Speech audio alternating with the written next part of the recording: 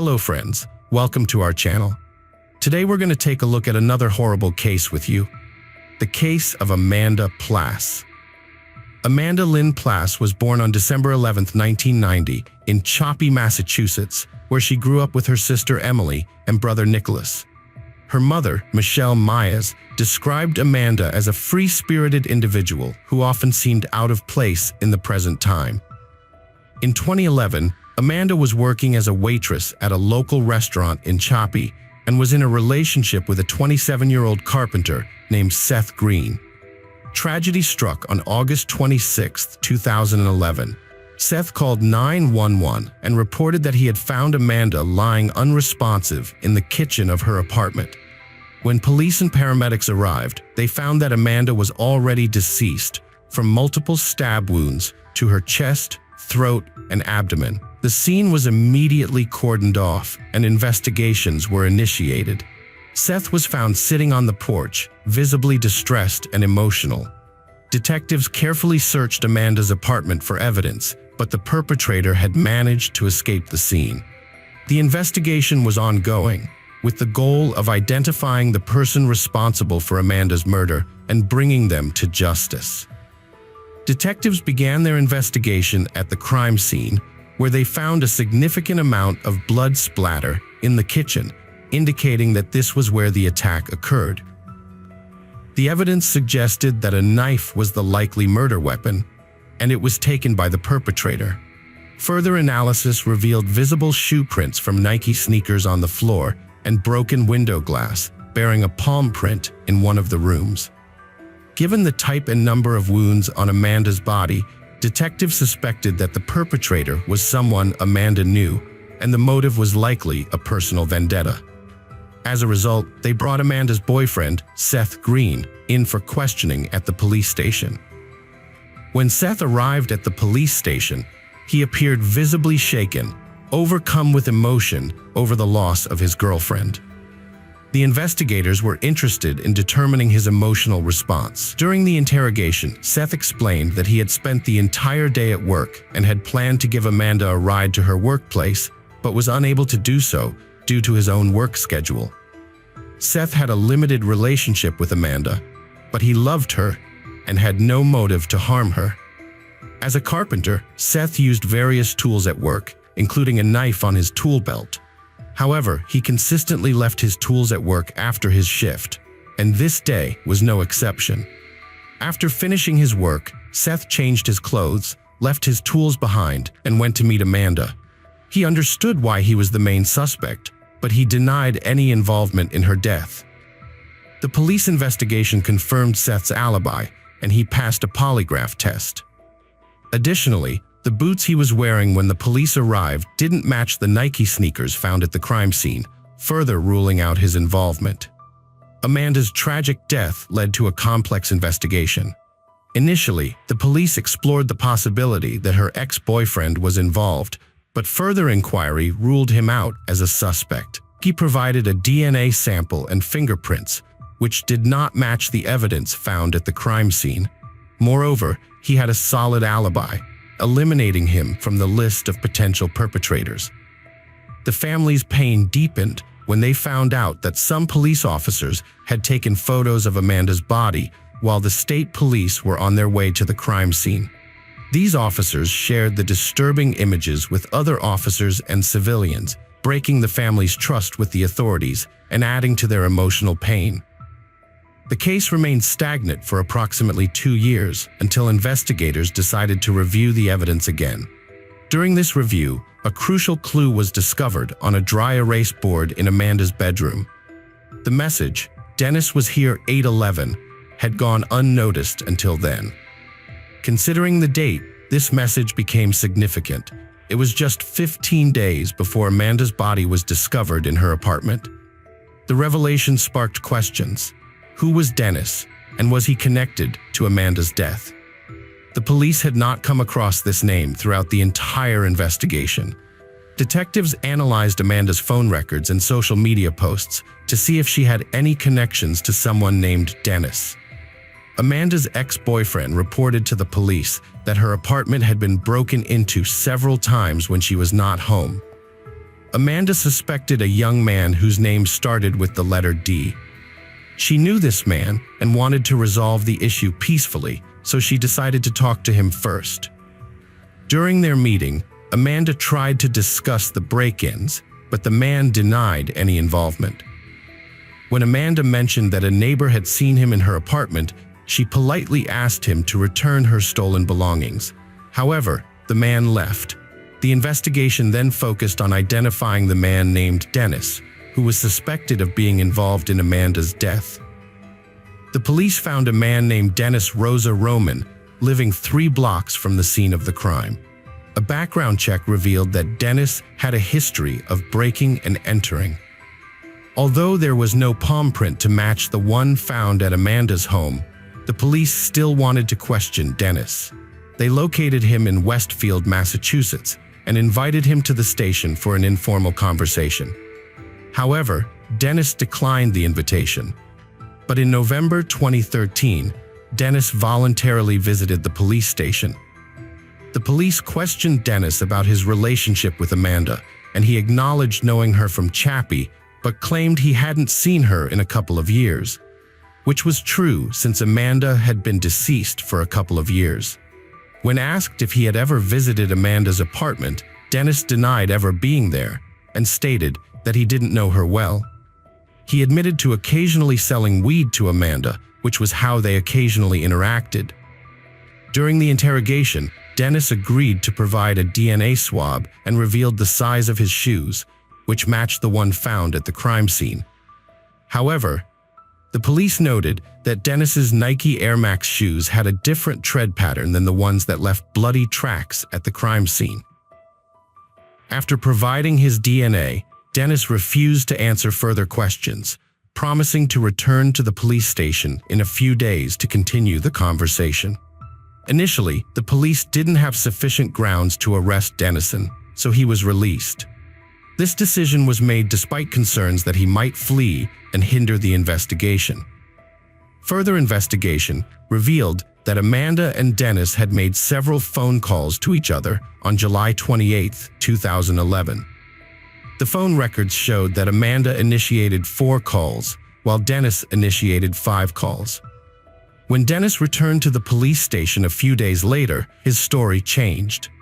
He now claimed that he had communicated with Amanda about break-ins at her apartment when she wasn't home. Amanda didn't report the incidents because nothing of value was stolen. The investigators found this story unconvincing, particularly since they had heard about the alleged break-ins multiple times before. Their suspicions grew, and they strongly suspected that Dennis was actually the person responsible for breaking into Amanda's apartment.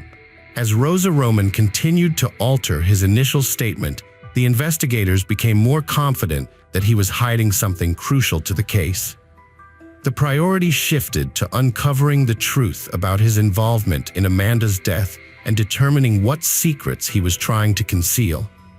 When investigators showed Dennis a photo of a dry erase board with the message, "Dennis was here," on August 11, 2011, he initially admitted to writing it, contradicting his previous statement that he had never entered Amanda's apartment.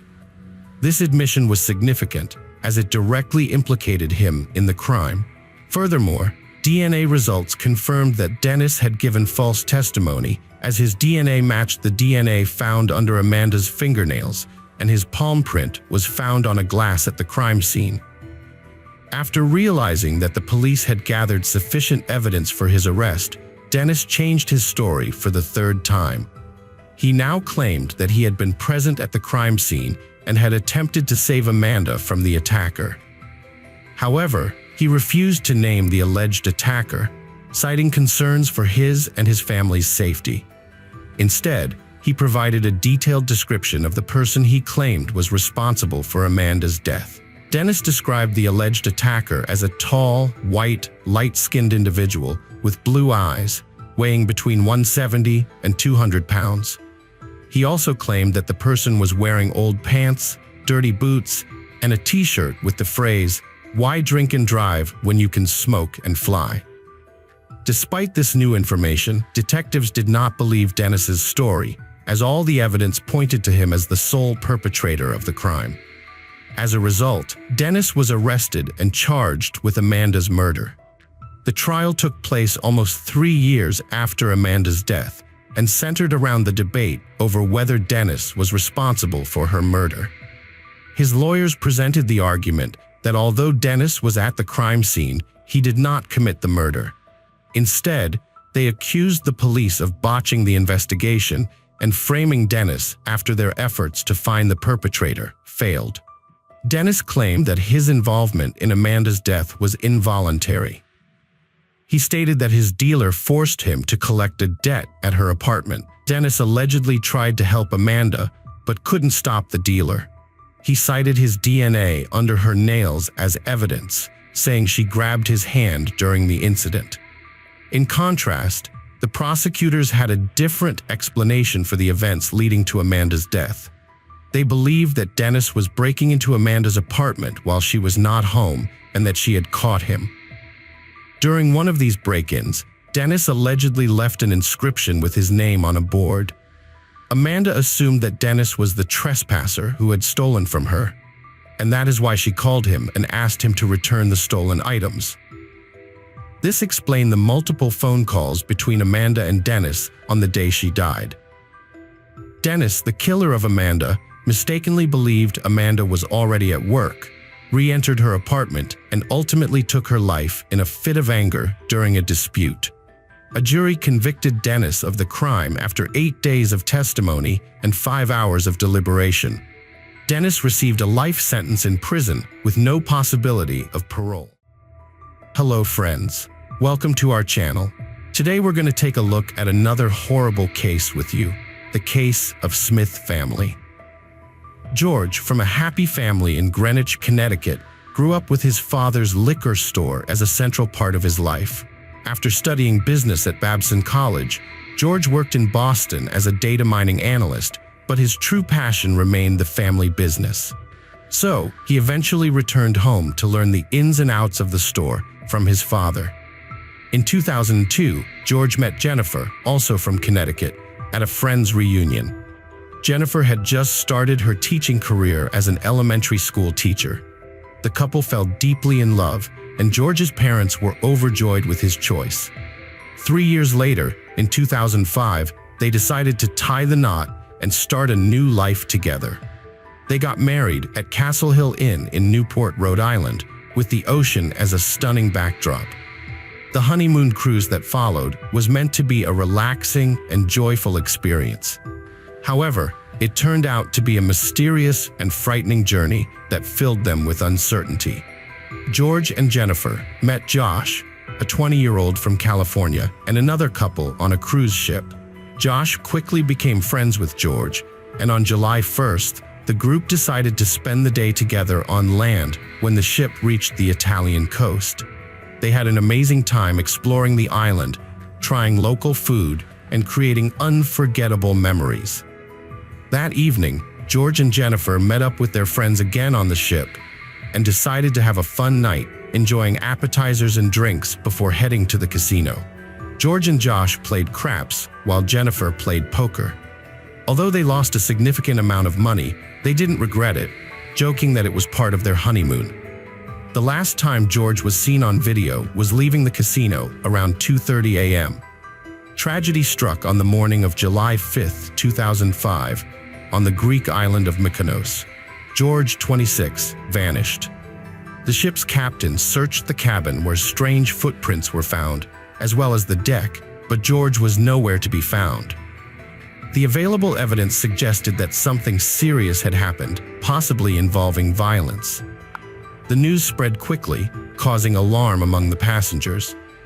Deck 7 was sealed off, and no one was allowed in or out of their cabins. After discovering blood, it was assumed that George and Jennifer had mysteriously disappeared. The senior officer took charge of the investigation, searching their stateroom for clues. One possibility was that George might have fallen overboard. Meanwhile, the search for the young couple continued. By 10 a.m., Jennifer was found where she was having a pre-booked massage. She seemed surprised and concerned, claiming to be unaware of her husband's whereabouts and that she hadn't seen him since the previous night. She revealed that when she woke up that morning, her husband wasn't there. But she didn't search for him, assuming he was with friends or in another cabin. At noon, Turkish authorities arrived on board to begin an investigation, and the ship's captain reassured the anxious passengers, expressing hope that the situation would be resolved soon. The police investigation into George Smith's disappearance began with his wife Jennifer, who was agitated and seemingly unaware of her husband's whereabouts. She told them that men in white uniforms from the Royal Caribbean had come to her door, saying George might have fallen overboard. Traces of blood were found on the boat's awning, suggesting something terrible had happened. The investigators focused on cabin, which was in disarray, with signs of a possible struggle. They found small drops of blood on the carpet and towel, as well as fingerprints on the balcony railing. Turkish investigators discovered 2 small bloodstains on the bedding, which were identified as George's blood. All evidence pointed to George being harmed inside the cabin before he vanished mysteriously. A chair on the balcony had been moved, suggesting someone had sat there, which raised suspicions that George might have fallen from the balcony. However, the high railing and blood on the awning and inside the cabin also hinted at a possible murder. The investigators started to reconstruct the events of that night, trying to figure out who George was with and what led to the tragedy. They questioned the group of young men who had spent time with the newlyweds the previous night. The men revealed that George and Jennifer had consumed too much alcohol, and they had helped him back to his cabin, where they put him to bed and left him alone. However, there were discrepancies in Josh Askin's testimony. He claimed to have seen Jennifer leave with a casino employee named Lloyd, but video footage showed Jennifer stumbling away at 3:30 a.m., leaving George with her new friends. Lloyd's key card data indicated he returned to his cabin at 3:25 a.m., contradicting Josh's account. The investigation continued, with each new detail adding more mystery to the story. It was discovered that Greg Rosenberg, a 19-year-old with Russian roots, had been part of the group that night. He had met Jennifer in the casino, and they had gambled together until late. The group then headed to the disco, where they continued to drink and dance. As the night wore on, the group members began to disperse to their cabins, but not before they were visibly drunk and rowdy. The events of the night became increasingly unclear, with different witnesses providing conflicting accounts. After the cruise ship staff refused to serve 2 intoxicated visitors, Josh and his friends remembered they had brought a bottle of absinthe from the island of Mykonos. However, crew and passengers were not allowed to consume their own alcohol on board. Josh went to retrieve a special bottle of absinthe from his cabin, which had an unusually high alcohol concentration of over 70%. George hid the bottle in his shorts to avoid detection. Around 3 a.m., when the ship was quiet, a janitor caught the group, including Josh, George, Greg, Zach, and Rostislav, drinking the absinthe. This incident became a key part of the investigation. Jennifer, who had appeared relatively sober, began to stagger and eventually leaned on the casino manager, Lloyd. Her behavior was misinterpreted by some witnesses, who thought she was either trying to keep her balance or flirting. Later, Jennifer got into a conflict with her husband George, which ended with her hitting him. It was unclear whether this was done in a playful or angry manner. Jennifer left the disco around 3:30 a.m., stumbling and visibly intoxicated. The janitor, who had previously noticed the group drinking absinthe, helped her to the elevator and watched her turn right, although her stateroom was on the left. Later, Jennifer was found sleeping in the hallway, far from her room. 2 guards and a female duty officer used a wheelchair to return her to her quarters. When they arrived, the clock showed 4:52 a.m., but George was not present. The curtains on the balcony doors were tightly closed, despite the breeze. This raised questions about George's whereabouts. Deputy Chief of Police Chit Hyman and his wife, who were staying in a neighboring cabin, reported hearing a noise on their floor around 4 a.m. They heard loud noises from the newlyweds' stateroom, followed by brief silence, loud talking, and an argument on the balcony. Chit Hyman called guest services to report the noise and pounded on the wall to try to quiet the disturbance. He then saw 3 unknown men outside the cabin, but did not see George or Jennifer. Several passengers reported hearing a loud noise that sounded like a body hitting the ship's canopy, followed by a woman's scream. However, none of the witnesses had conclusive evidence that a woman was inside the cabin at the time. The investigation raised questions about whether one of the men who entered the cabin might have stayed behind to steal from the newlyweds. The key card records confirm that George and his friends entered his stateroom at 4:05 a.m., according to their testimony, but there is no record of them re-entering the cabin afterwards. This has led to several theories about what might have happened to George Smith. One theory is that George was the victim of a robbery. George and his wife Jennifer had been drinking heavily that night, and by 3:30 a.m., they were no longer able to return to their cabin on their own, suggesting they may have been drugged. Witnesses claimed that George and Jennifer had large sums of money, possibly received as wedding gifts or casino winnings, and that they wore expensive jewelry, including a Breitling watch and an engagement ring. It's possible that their quarters were turned over, and the traces of blood on the sheet could have come from an attempt to remove George's watch. Another theory is that George's death was related to the effects of alcohol and hallucinogens. The captain suggested that George might have had an accidental fall while drunk, and experts noted that absinthe could cause hallucinations in high concentrations.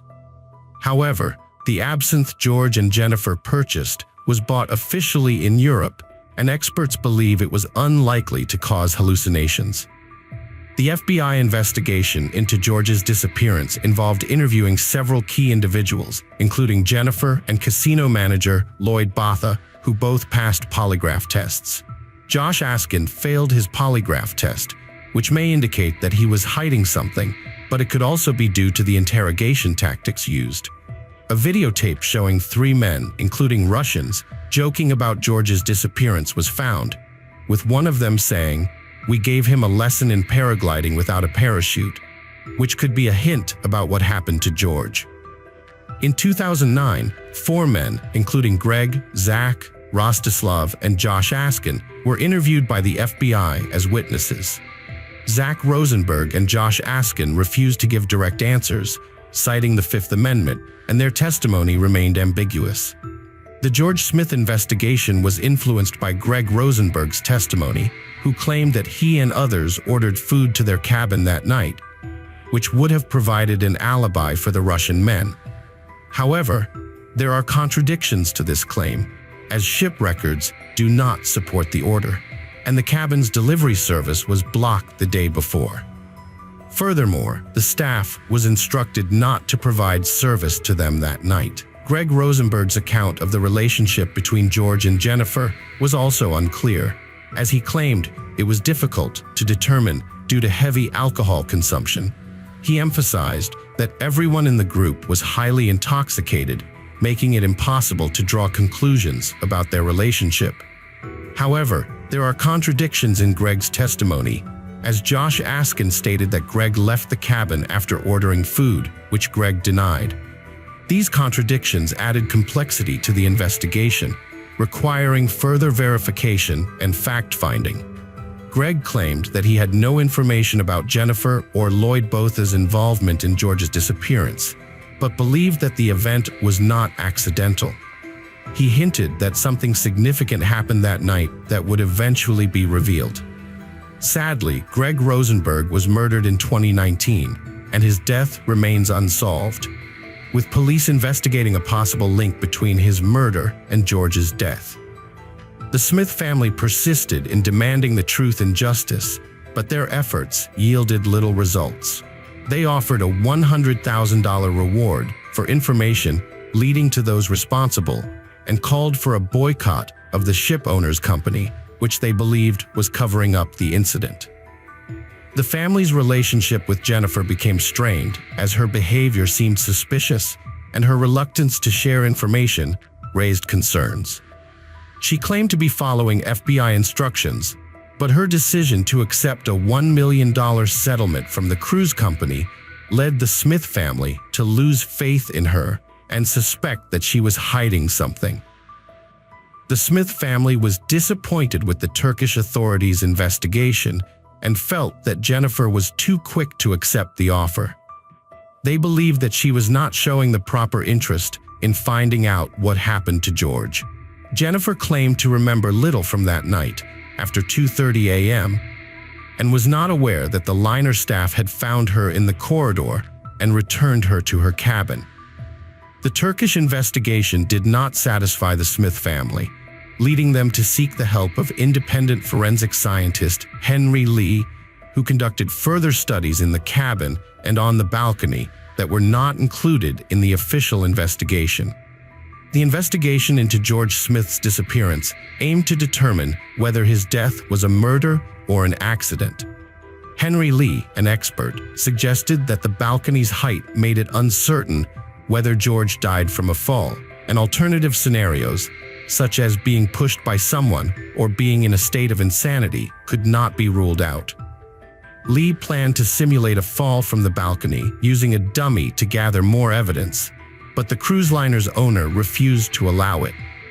This decision raised suspicions among George's relatives, who believed it was an attempt to conceal the truth. The FBI conducted their own investigation, focusing on the 4 men who spent the night with George, including Josh Assen and 3 Russians. However, their testimonies were inconsistent with those of other witnesses, adding to the confusion. Despite the lengthy investigation and multiple theories, the truth behind George's disappearance remains unknown. His family continues to seek answers, suspecting foul play and initially pointing fingers at Jennifer, his new wife. However, they eventually cleared her of suspicion and received a payout from the cruise company. The family used the payout to secure the release of the investigation results, including witness statements and other evidence. Jennifer, now exonerated, dedicated herself to charity work in George's memory. Years later, Jennifer remarried, but the case remains unsolved. The FBI closed the investigation due to lack of evidence, ruling George's death an accident. The mystery surrounding his disappearance continues to haunt his family, who are still searching for the truth and a sense of closure. Hello friends, welcome to our channel. Today we're going to take a look at another horrible case with you, the case of Amanda Blackburn. Amanda Grace Buers was born on July 31, 1987, in Muskegon, Michigan. Her family later moved to Indianapolis, Indiana, and then to Elkhart in 1995. Amanda graduated from Elkhart Christian Academy in 2006 and went on to earn an associate's degree from Pensacola Christian College in Pensacola, Florida in 2008. Amanda was raised in a deeply devout Christian family, where her father served as the lead pastor of First Baptist Church in Elkhart, Indiana. From a young age, she was deeply committed to her faith and had memorized many church sermons. Unlike her peers, who were eager to explore the world and experience adult life, Amanda's desire was to serve Jesus. Amanda was a kind and gentle soul, with a slender build, blonde hair, and a sincere smile. Her thoughts and heart were pure, and she consistently showed love and compassion towards others. As a teenager, Amanda made a vow of chastity, promising not to kiss a man until she was married, and she remained true to this commitment. Amanda's heart raced when she met the love of her life, Davy Blackburn. A native of Tuscaloosa, Alabama, Davy was a devoted Christian who studied religion at Southern Wesleyan University. The two were introduced on a blind date at a Christian concert featuring the band Hawk Nelson, arranged by Amanda's sister and Davy's best friend. Despite attending different colleges, they spent every vacation together, cultivating a deep and innocent connection. Their relationship was free from physical attraction, focusing instead on shared values and faith. They took leisurely walks, discussed their thoughts and favorite Bible passages, and laughed together, finding joy in simple things. On one occasion, before returning to school, they engaged in a playful milkshake drinking contest, which Amanda lost. In a light-hearted moment, Davy teased her, calling her a milk girl.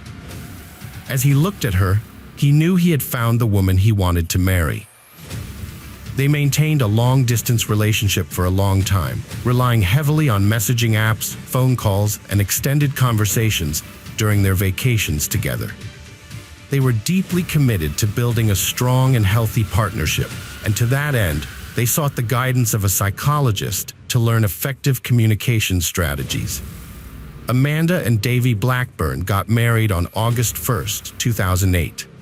After the ceremony, Davy told friends that he felt a special connection with Amanda, which he believed was part of God's plan. For 4 years, the Blackburns lived in South Carolina, where Davy worked as an associate pastor at New Spring Church under Pastor Perry Noble. However, Davy felt restless and wanted to do more. He suggested to Amanda that they move to Indianapolis to start a new church focused on youth ministry. Amanda was hesitant to leave her family and friends behind, and she struggled with the decision. Eventually, she agreed to move after Davy convinced her that God had big plans for them. In 2012, the Blackburns relocated from South Carolina to Indianapolis to establish an independent church on the north side, targeting young people. They created weekly videos on their website, offering advice on relationships, conflict resolution, and intimate relationships according to the Bible. In 2014, the Blackburn family welcomed their first child, Weston. They lived a happy and comfortable life in a quiet neighborhood, with Davy serving as a popular pastor at a church frequented by many young people. The family was united and content. Tragedy struck on November 10, 2015, when Amanda, who was pregnant at the time, was rushed to the hospital after an ambulance was called to their home. Despite efforts to save her, she died the next day, along with their unborn baby girl, Evie Grace. The news of Amanda's passing sparked an outpouring of sympathy and prayers on social media, with friends, family, and strangers sharing their condolences. On November 11th, the day Amanda was officially declared deceased, Davy released a statement honoring her legacy, saying that she dedicated her life to loving and serving those around her. Amanda Blackburn dedicated her life to spreading the message of Jesus Christ and helping others find salvation. Through her death and legacy, even more people will come to know Christ. I'm certain she wants me to continue the work we started in Indianapolis.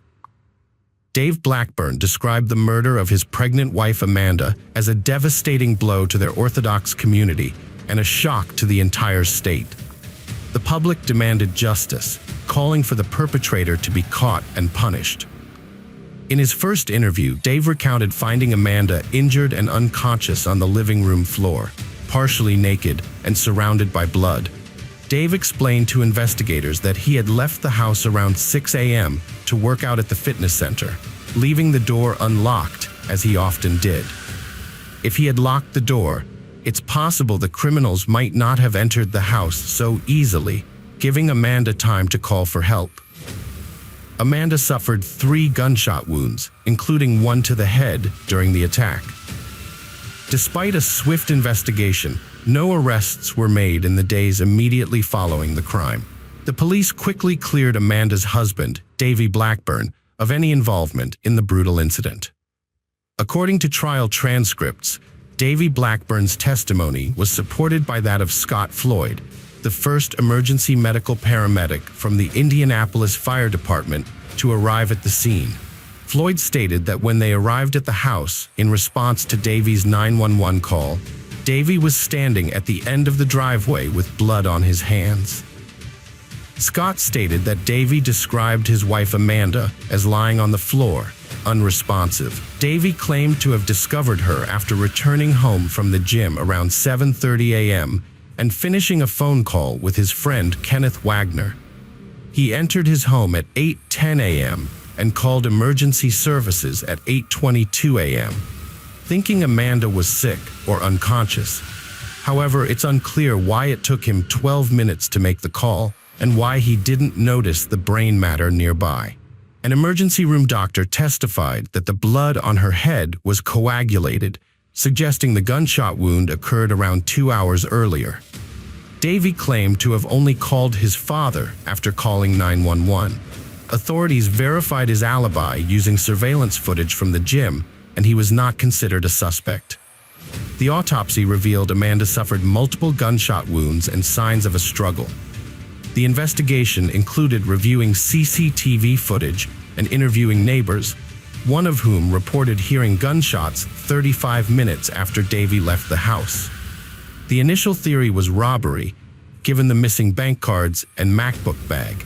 Police discovered a series of burglaries in the area, including one at a nearby home where a woman reported her phone, laptop, and keys stolen. Another home on Sunnyfield Court was burgled, with several items missing, including a Tiffany pearl necklace and a pink women's sweater. 5 minutes later, Davey reported a burglary at his own home.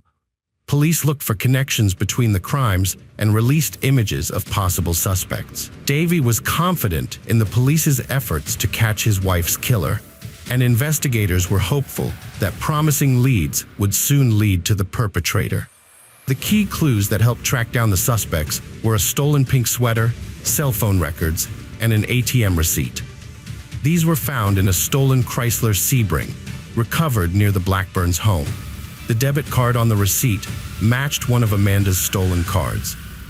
The investigation into the crime led to a crucial discovery when a search warrant was obtained to review the ATM camera footage. The video showed the driver covering his face with a stolen pink sweater. By combining DNA testing, surveillance footage, and eyewitness accounts, the police were able to identify the suspects.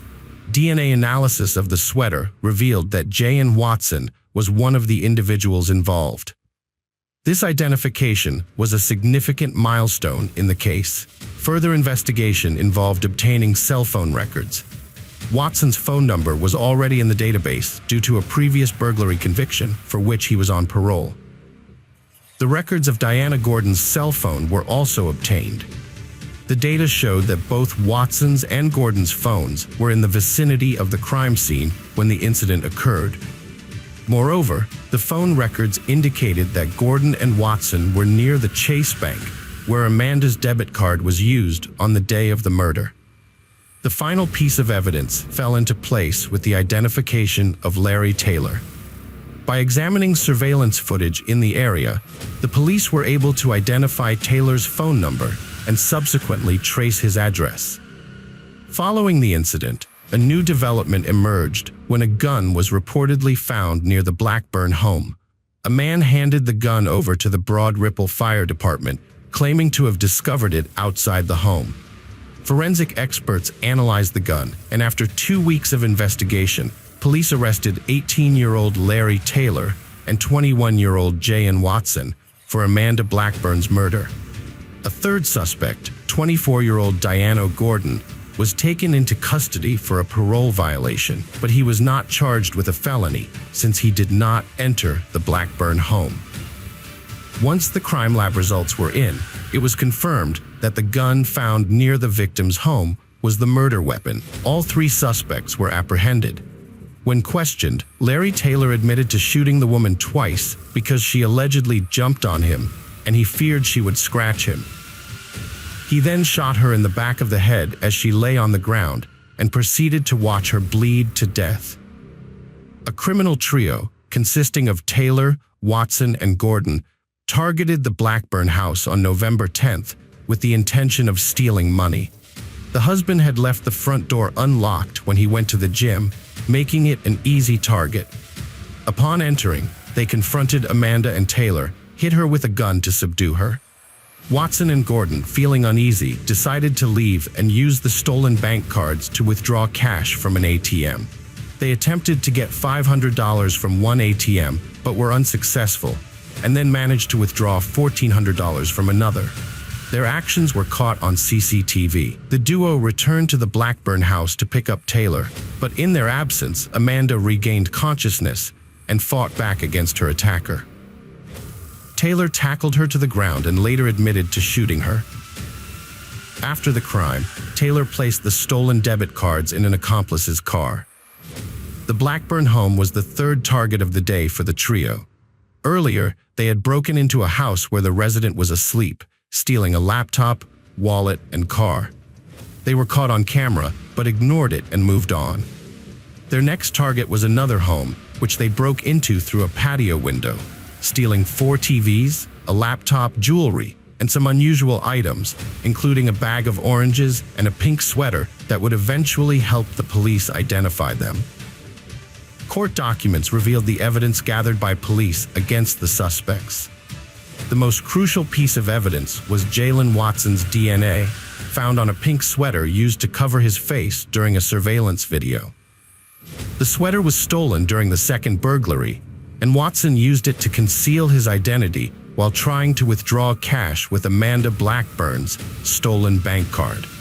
In exchange for a reduced sentence, Watson and Diana Gordon cooperated with the investigation. Larry Taylor, however, waived his right to remain silent and admitted to being near the burglary scene. Although he claimed to be confused, he could not provide a clear alibi. The county prosecutor formally filed charges against the suspects. Larry Taylor faces 13 charges, including felony murder for knowingly killing Amanda Blackburn. Jaylen Watson is charged with a felony, and both he and Taylor face multiple counts of burglary, robbery, and theft. Diana Gordon, already in custody for a parole violation, also faces burglary charges. A fourth individual was aware of the robberies, burglaries, and other crimes but did not participate. After questioning, this person was released. The Indianapolis Metropolitan Police Department's Violent Crimes Unit collaborated with the Gang Unit and federal marshals to apprehend Taylor. Police Chief Rick Hite commended the cooperative efforts that led to Taylor's arrest, praising the detectives who worked tirelessly to solve the city's murders without rest. Thanks to Assistant U.S. Attorney Josh Minkler and Prosecutor Terry Curry, justice was served, partly due to the victim's pregnancy. Prosecutors considered filing additional charges related to the fetus, although they found no evidence to support rape charges. Larry Taylor's first trial, held in December 2021, was cut short when it was discovered that a juror had discussed the case with fellow jurors. This led to a mistrial. The second trial, held in October 2022, featured a more rigorous jury selection process. Over 100 potential jurors were called and had to fill out a 16-page questionnaire to assess their ability to reach a fair verdict. Larry Joe Taylor was sentenced to 86 years in the Indiana State Correctional Institution for Amanda Blackburn's murder and additional burglary charges. Diana Gordon and Jaylen Watson agreed to plea deals and testified against Larry Taylor in court, receiving sentences ranging from 20 to 35 years in prison. Both Watson and Taylor are currently incarcerated in the Marion County Jail. In Indiana, a murder conviction can lead to 45 to 60 years in prison or even life imprisonment or the death penalty. Prosecutors sought to enhance Larry Taylor's sentence by 20 years due to the victim's pregnancy during the alleged crime. Davy Blackburn, Amanda's husband and a pastor, expressed relief that those responsible for her murder were caught and would not harm anyone else. Amanda's death had a significant impact, with thousands attending her funeral, including Governor Mike Pence. A donation page was set up to cover funeral and medical expenses. Davy Blackburn chose to forgive Amanda's killers, stating, "I choose the path of forgiveness, grace, and hope." Amanda's case garnered national and international media attention. After Amanda's death, Davy Blackburn transitioned from an unhappy husband to a popular blogger, capitalizing on his tragedy. He created podcasts and videos, sharing his experiences and pain. He became famous and wealthy, receiving an insurance payout and buying a new home.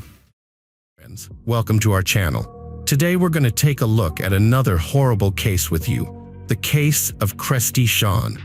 Christy Maria Shawn Cody was born on September 3, 1976, in Madrid, Spain, to American military parents. Due to her father's duties as a U.S. Air Force soldier, the family frequently relocated, following him to various European countries before eventually returning to the United States. Shawn began her education in New Orleans, Louisiana, but the family soon moved to Texas, then Illinois, and later spent several years in Latin American countries. Although this nomadic lifestyle presented challenges, it also allowed her to develop valuable skills, such as speaking multiple languages and experiencing different cultures. However, during her teenage years, Shawn struggled to adjust to new environments, make friends, and settle into new social circles. Just as she would start to feel comfortable, the family would move again, requiring her to adapt to new schools and peer groups. Despite these challenges, Shawn developed strong communication skills, which enabled her to quickly find common ground with diverse people. She was known for being a sweet, sociable, and charming young woman. In addition to her social skills, Shawn was also actively involved in sports from an early age, participating in gymnastics, swimming, and kickboxing classes for a time. When Christy finished school, her family moved to Beloit, Mississippi, where her father had retired from the military. It was here that she formed lasting friendships and discovered a passion for cooking. She experimented with various recipes, honing her culinary skills and earning praise for her creations.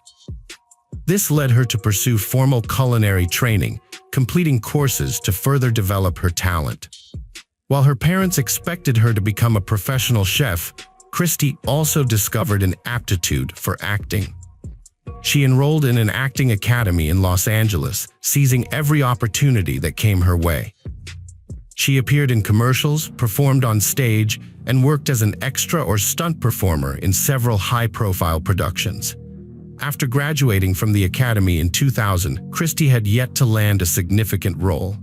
Despite her talents and striking appearance, she shifted her focus to her culinary skills and sports, turning these passions into a successful business. Christy is a strong advocate for a healthy lifestyle, offering advice on proper nutrition and developing her own exercise routines to maintain physical fitness. About a year after her TV debut, she founded a successful catering company that provides banquet services and retails prepared culinary products. Her business stands out for its focus on healthy eating and features her own original recipes. Christy's next goal is to start her own farm, which will grow healthy and environmentally friendly produce. This will enable her to expand her catering business while promoting sustainable practices.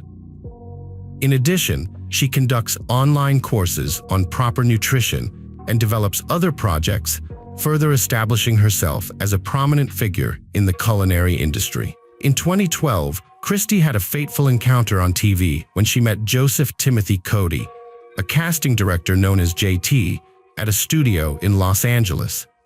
At the time, Christy was auditioning for a culinary show, and JT was responsible for selecting participants and actors for various high-rated projects.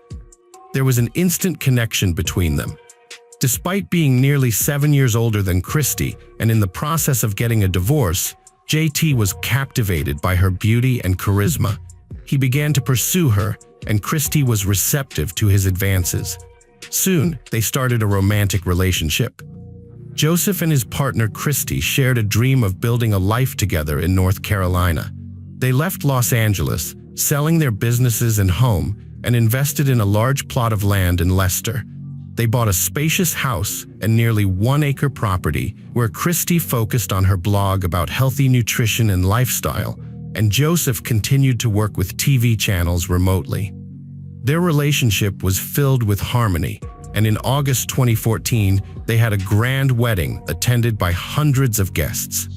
3 months later, they were overjoyed to discover they were expecting their first child. They learned they were having a daughter during a routine ultrasound examination and chose to name her Skylar. Everything seemed perfect, but their happiness was short-lived. Christy's mother, who lived out of state, regularly called her to update on her life. However, on March 13, 2015, Christy's mother couldn't reach her, but didn't think much of it. The next day, neither Christy nor Joseph answered their phones. By March 15th, both phones were turned off, which alarmed Christy's mother. She asked a close friend, Cecily, who lived nearby, to check on the couple. Cecily found the cars parked outside, but the front door was locked, and no one responded to her knocks and shouts. She saw the couple's dogs locked in a room through a window and noticed the back door lock had been broken. She immediately called Christy's mother, who then contacted the police. The responding officers found signs of a break-in at the back door and disarray inside the house. Valuables were stolen, including a jewelry box and a breached safe in the bedroom. However, there was no evidence of a struggle, bloodshed, or forced detention. The perpetrator seemed to have taken great care to leave no fingerprints or DNA traces. The relatives held out hope that Joseph and Christy might still be alive, but experienced officers were not optimistic. The investigation struggled to make progress, with no significant clues or evidence found. The missing couple appeared to have no enemies, making it difficult to piece together what had happened. The police decided to question the neighbors to see if they had noticed anything unusual recently. A crucial detail emerged during the investigation into the disappearance of Christy and Joseph Cody. A neighbor reported seeing another local resident, later identified as 36-year-old Robert Jason Owens, throwing a large bundle into a trash bin near the Cody's home on the morning of March 15th. Although the trash had already been taken to the dump, the police wanted to speak with Owens, who was a handyman and friend of the couple. Upon questioning, Owens initially denied any involvement in the couple's disappearance and claimed ignorance about the bundle. However, the situation changed dramatically when the bundle was found at the landfill, containing items from the missing couple's home, including Owens' fingerprints and DNA traces on partially burnt clothing stained with blood. A search of Owens' home revealed charred human skeletal remains in his wood stove, incriminating him in the brutal elimination of his neighbor and his pregnant wife. Despite his initial denials, Owens eventually confessed to the crime after several hours of questioning. According to Owens, the incident occurred on the evening of March 12th, when he visited the Cody's home after getting stuck in the mud. He claimed that while trying to get his car out, he accidentally struck and ran over the couple while sitting in the driver's seat. Panicked, he decided not to call the police and instead covered up the incident. Owens claimed that he broke into the Cody's house, took blankets to move the bodies, and then dismembered them in his own bathroom. He proceeded to burn the body parts in his stove, but packed the blood-soaked clothing, blankets, and footwear into a trash bag and disposed of them in a dumpster. The police were shocked by Owens' cruel actions and eerie calmness when recounting the events. Forensic analysis confirmed that the bone fragments found in Owens' stove belonged to the missing couple. Robert, a man with no family and little contact with relatives, moved to Leicester in 2000 after buying land and building a house. However, his name became linked to a 15-year-old unsolved crime in Asheville, where he previously lived. The crime involved his close friend Zeb Wayne Quinn, who vanished mysteriously at the age of 18. Zeb and Robert had been friends since school and lived nearby. Zeb was undergoing military training and worked part-time at Walmart. On January 2, 2000, Zeb finished his shift and met with Robert, planning to drive to Leicester to buy a new car. However, he never returned home. A few days later, Zeb's car was found parked in another part of town with its headlights on and a heart drawn on the window with red lipstick. The car had damage and scratches with paint particles from another vehicle. Robert, who was the last person to see Zeb, told an implausible story. According to Robert, Zeb asked him to stop the car to make a phone call, saying he received an urgent message on his pager. Zeb drove off to a gas station, returned 10 minutes later looking frantic, and changed their plans.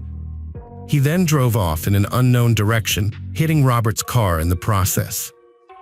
However, Robert's car also had damage with paint particles from Zeb's car, raising suspicions about his involvement in Zeb's disappearance. Zeb Quinn had been romantically involved with Misty Taylor, who previously dated Wesley Smith. Smith had threatened Zeb, warning him to stay away from Misty or face harm. Although Zeb, Smith, and Owens were questioned, they were released due to lack of evidence. Misty and Smith had alibis, but Robert did not. A large sum of money Zeb had been carrying to buy a car vanished from his car and pager. The investigation suggested that Zeb never received a mysterious message, if any. A strange incident occurred the day after Zeb's disappearance. Someone claiming to be Zeb called Walmart, saying he would be absent from work for a few days due to illness. However, the colleague who answered the call thought the voice sounded unfamiliar, not like Zeb's. The call was traced back to a Volvo plant where Robert worked. When questioned, Owens unexpectedly claimed he made the call at his friend's request the night before Zeb disappeared. Despite further investigation, no new evidence or witnesses were found, and the case remains unsolved, with Zeb Quinn still listed as missing. 15 years after the events, Owens was questioned again, suspected of being involved in his friend Zeb Quinn's disappearance. The case was reopened in June 2015, and the investigation resumed. Although Owens stuck to his original story, the police searched his property thoroughly and found something unusual.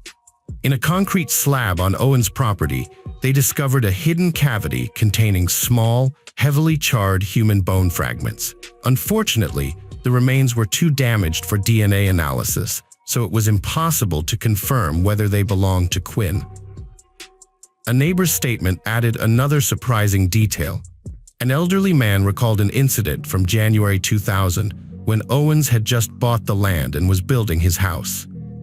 One evening, Owens started a fire that emitted a sickly, sweet, nauseating smell, which the neighbor found unbearable due to the wind blowing the stench in his direction. After covering the fire pit with concrete, which raised suspicions, Robert Owens claimed he intended to build a small fountain, but never did. 15 years later, the police arrived at the property, and Owens confessed to a crime, offering a new explanation. He stated that his uncle, Walter Owens, had murdered Misty's boyfriend, Zeb, at the request of Wesley Smith, who was still in love with Misty. Robert claimed he was unaware of the plan at the time and was only asked by his uncle to lure Zeb to a secluded area. According to Robert, his uncle had ordered them to stop their cars in a wooded area and then had Zeb exit his vehicle. Walter then shot Zeb silently and instructed Robert to help dismember and package the body. The body was burned on Robert's property that night and encased in concrete. However, it was not possible to question Walter Owens, as he had died several years prior to Robert's confession. The police found no evidence at the alleged crime scene, and Robert's story seemed unconvincing. He was charged with multiple crimes, including first-degree murder, murder of an unborn child, dismemberment, concealment of evidence, burglary, and robbery, which could have led to the death penalty. The defendant's lawyer argued that their client's depression and mental disorders, which required powerful medication, contributed to their actions. This defense strategy could have led to the defendant being found not guilty by reason of insanity and sent to a psychiatric hospital instead of prison. However, the prosecution and the victim's relatives were not satisfied with this possibility. Meanwhile, the investigation into Quinn's case was ongoing, which could have also resulted in the defendant avoiding punishment. In 2017, the defendant accepted a plea deal, pleading guilty to the murders of the Codes in exchange for avoiding the death penalty. As a result, they were convicted of second-degree manslaughter, as well as several other crimes including dismemberment, incineration of bodies, burglary, and robbery. Owens was sentenced to 59 years in prison. In 2022, he reached another plea deal with authorities, this time related to Quinn's case. Although he only admitted to being an accomplice to murder and helping to conceal evidence, he received an additional 12-year sentence, effectively extending his life sentence. After sentencing, Owens spoke to the court, asking the families of his victims for forgiveness. Despite this, he maintained his innocence, blaming an accident and his mental disorder, which he claimed was exacerbated by strong medication. However, the families of Christe and Joseph Coed, as well as Quinn's family, remained unconvinced. They rejected the notion of unintentional murder, believing that Owens acted deliberately and with selfish motives in both cases. Welcome to our channel. Today we're going to take a look at another horrible case with you, the case of Celeste Mano. Celeste Mano was born on November 30th, 1997 in northeastern Melbourne, Victoria, Australia. She was the youngest of two children to Eggy Diro and Tony Mano, with an older brother named Alessandro. Although her parents divorced when she and her brother were young, her father remained involved in their lives, providing financial support and staying in touch. During her school years, Celeste was outgoing, active, and popular. She participated in sports and dance, led the cheerleading team, and had ambitious plans for her future. Initially, she aimed to become a lawyer and enrolled at the University of Melbourne to study criminal and civil law. However, as she neared graduation, she found law unfulfilling and switched her focus to advertising and marketing. In 2018, she landed a job at a large e-commerce company that sold various products online. Celeste, a highly intelligent and talented individual, rapidly advanced in her career, going from a call center worker to a department head in under 2 years. Her exceptional abilities, initiative, and organizational skills earned her widespread admiration from colleagues. Besides her professional prowess, Celeste was also known for her stunning physical appearance, having been a participant in her university's beauty contest. With many admirers since her youth, Celeste was cautious in selecting partners. One such admirer was Lou Nader, a 16-year-older colleague who showed strong interest in her from the moment she joined the company. Notably, Lou was a reserved and unsociable person who lacked career ambitions, content with his long-held minor position. Celeste, a kind and smiling person, consistently turned down Louis's requests to go out with her, always doing so politely to avoid hurting his feelings. Despite this, Louis continued to try to get her attention through various means. To lighten the mood, Celeste would occasionally make jokes, but she remained firm in her decision to not pursue anything with him. Louis, however, misinterpreted her behavior as a challenge and believed that Celeste was simply playing hard to get, vowing to win her over no matter what. Louis's persistent attention was awkward, annoying, and refused to fade.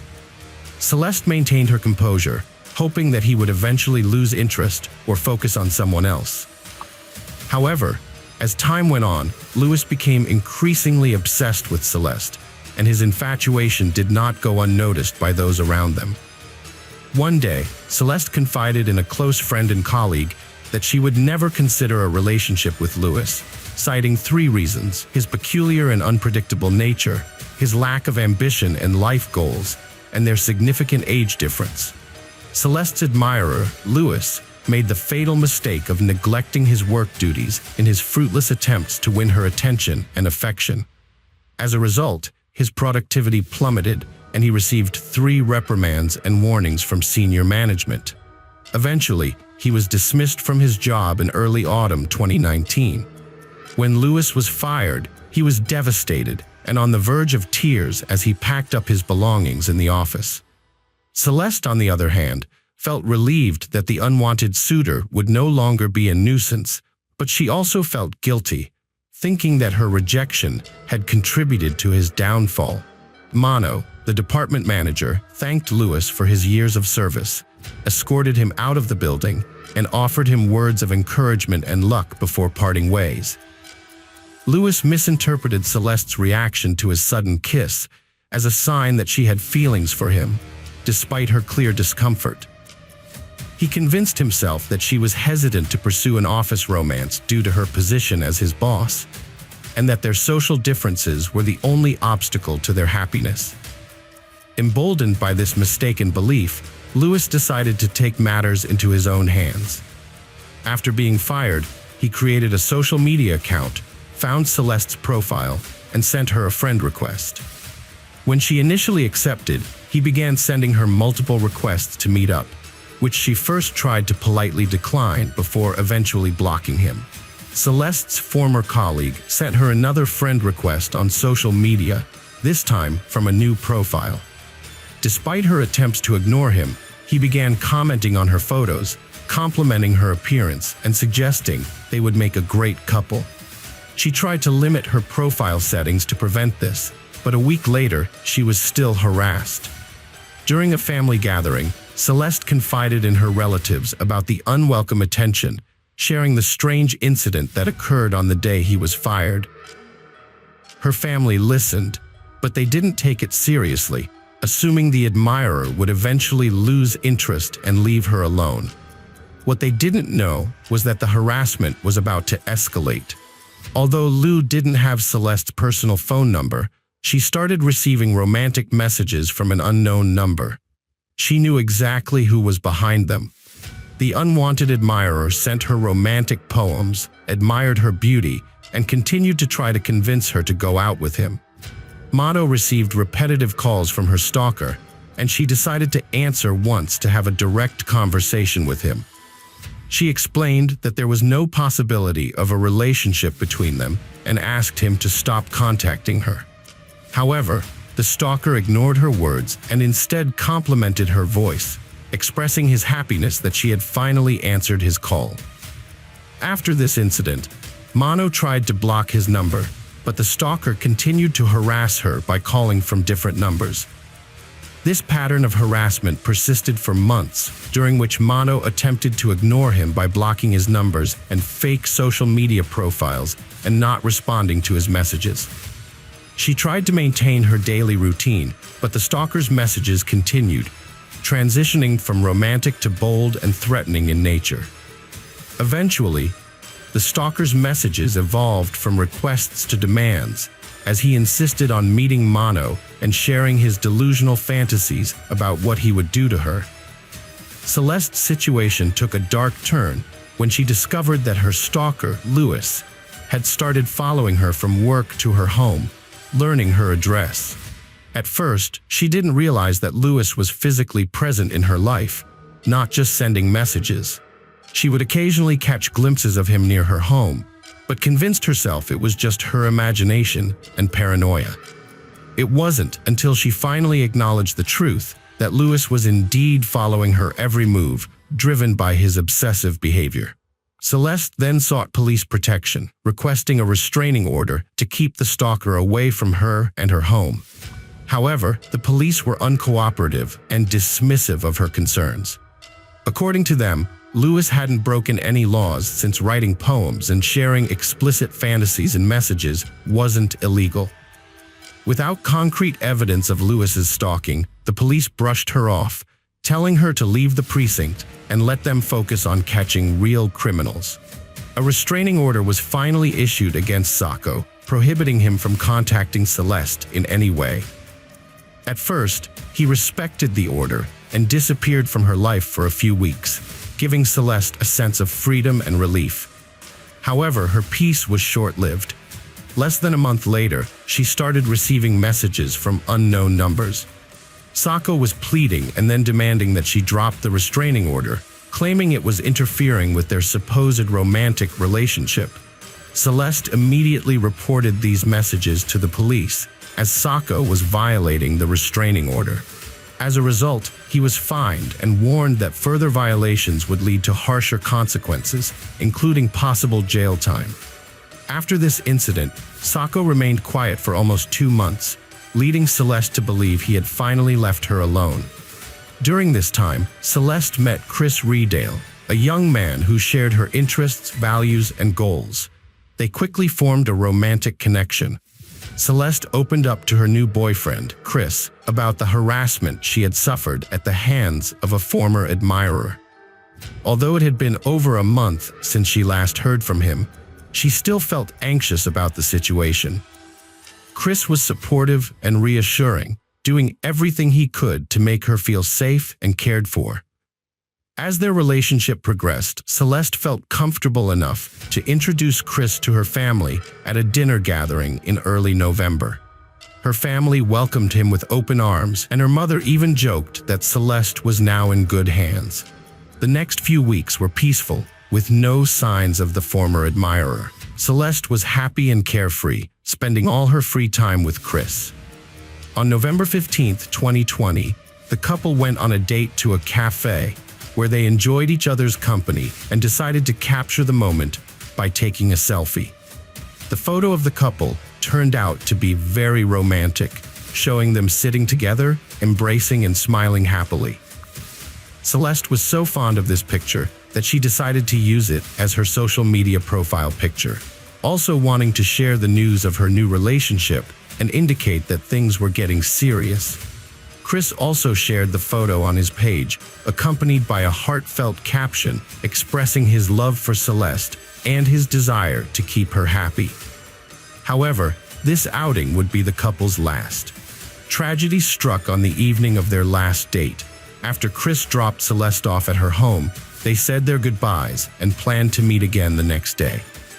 Celeste spent about an hour chatting with her mother in the kitchen about her boyfriend before going to bed, as she had to wake up early for work the next morning.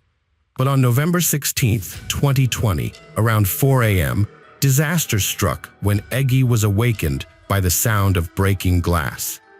Eggy was awoken by suspicious noises, followed by banging, screams, and commotion. At first, she thought the sounds were coming from outside, but soon realized they were inside her house. Panicked, she rushed to her daughter Celeste's room, throwing on her robe and jumping out of bed. When she opened the door, she saw someone fleeing the room through the broken window. She turned on the light to find her daughter lying in a pool of blood, covered in cuts and tiny shards of glass.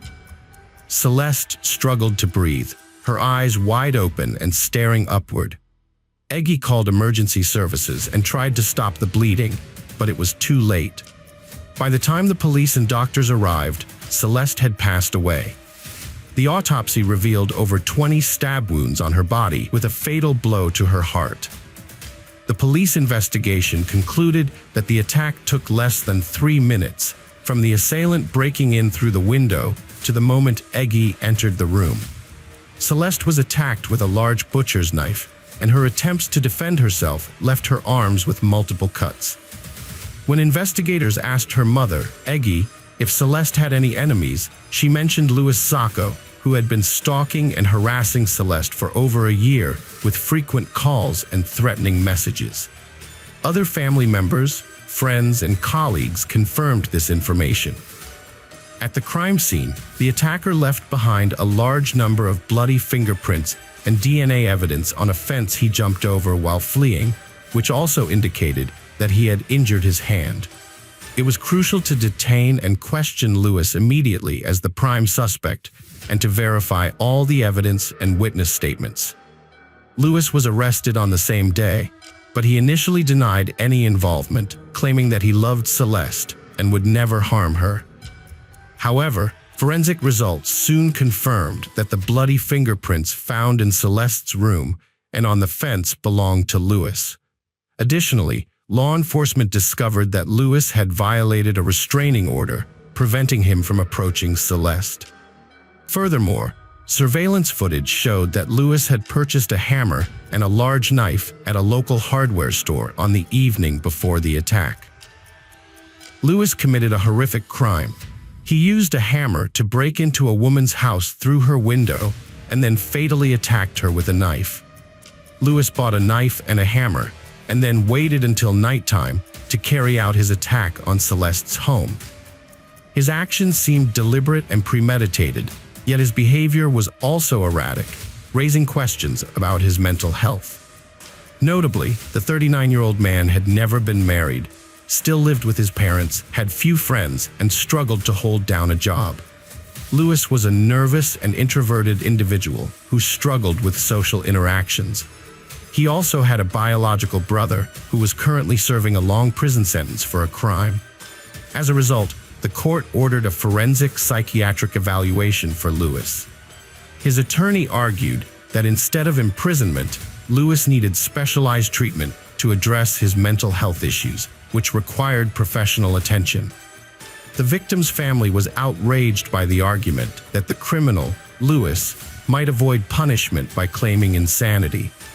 However, psychiatric experts concluded that although Louis suffered from mental disorders, he was fully aware of his actions during the crime and had even planned it in advance. As a result, Louis was forced to stand trial where he continued to claim that he was mentally ill and not responsible for his actions. Despite his efforts, the jury found him guilty on all counts, and he was sentenced to 36 years in prison with the possibility of parole after 30 years. The case highlighted the need for reform in Victoria's criminal laws, particularly regarding online stalking. Celeste, the victim, had reported Lewis to the police in 2020, but her complaint was not taken seriously because the law did not consider online harassment a crime. Her mother, Eggy, worked tirelessly to develop Celeste's law, which would have introduced criminal liability for stalking on social networks. Although Eggy presented over 40 recommendations to the Legislative Commission, almost all were rejected. Research showed that most online stalkers do not escalate their behavior, and the resulting amendments only restricted access to confidential social media information and allowed restraining orders in severe cases.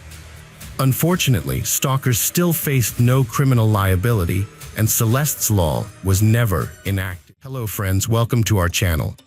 Today we're going to take a look at another horrible case with you, the case of Esmeralda Richiez. Esmeralda Richiez Martinez was born on August 23, 2006, in La Altagracia, Dominican Republic, to restaurant owners Alio Rosti and Isabel Martinez. She grew up in a happy and close-knit family with an older sister, and the two were extremely friendly. As Esmeralda grew older, she blossomed into a bright and beautiful young woman. She was passionate about singing, dancing, and showcasing her artistic talents on social media. In her senior year of high school in 2023, Esmeralda, also known as Marala, was a popular and cheerful student who was surrounded by friends. One of her close friends was 35-year-old John Kelly Martinez, a new teacher at her school. John Kelly had recently entered the public education system after passing a competitive teacher's exam and was undergoing a one-year probationary period. He quickly won over his students with his friendly approach, treating them like peers and organizing regular outings outside of school. John, a married teacher and father of two, prioritized his students over his family. He spent most of his free time with them, building trust and relationships. Esmeralda was one of these bright and beautiful students. On the evening of February 12, 2023, John met with his female students, including Esmeralda, outside of school. He picked her up last and introduced himself as her teacher, promising to drive her home afterward. They joined two other men and two female students, and John drove them to the beach in his car. Everyone except John and Esmeralda got out of the car when they arrived. The two of them spent some time alone before joining the others. They drank a few beers and took a short walk along the beach. However, their evening was cut short when Esmeralda suddenly fell ill and started bleeding. They had to rush her back home. The next morning, her parents found her dead. The autopsy revealed that she was murdered, leaving her parents with unanswered questions.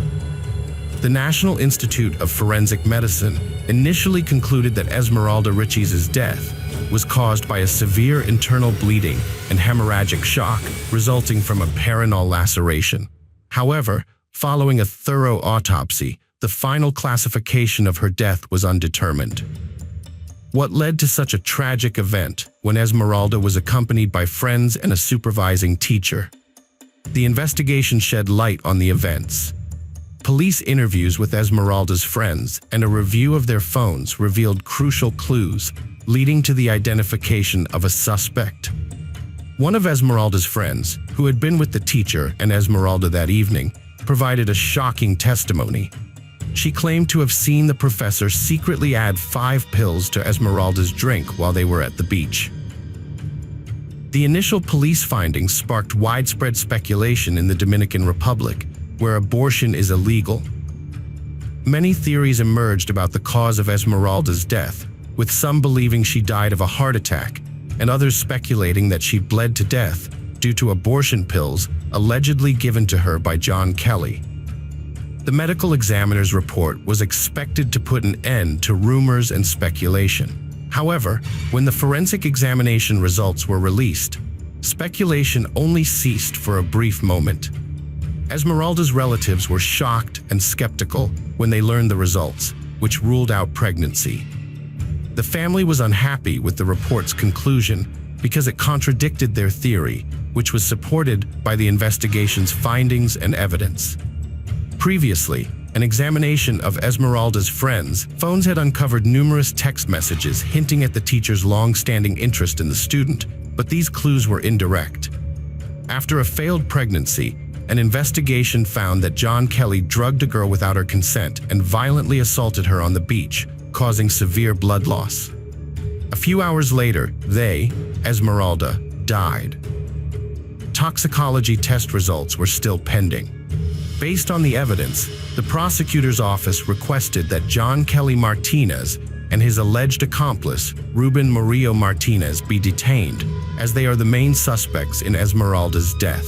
As a result, John Kelly Martinez was suspended from his teaching position for 90 days without pay due to the evidence against him.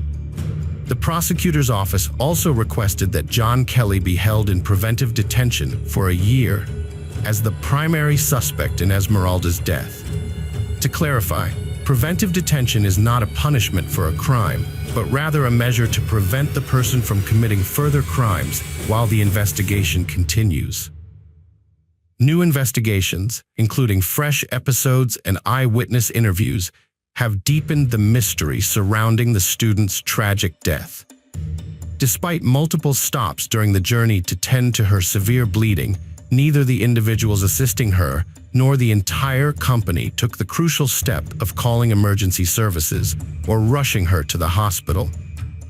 Several stops made by the defendants were captured on surveillance cameras. Witnesses reported that they purchased alcohol and that Esmeralda and John went to the restroom together.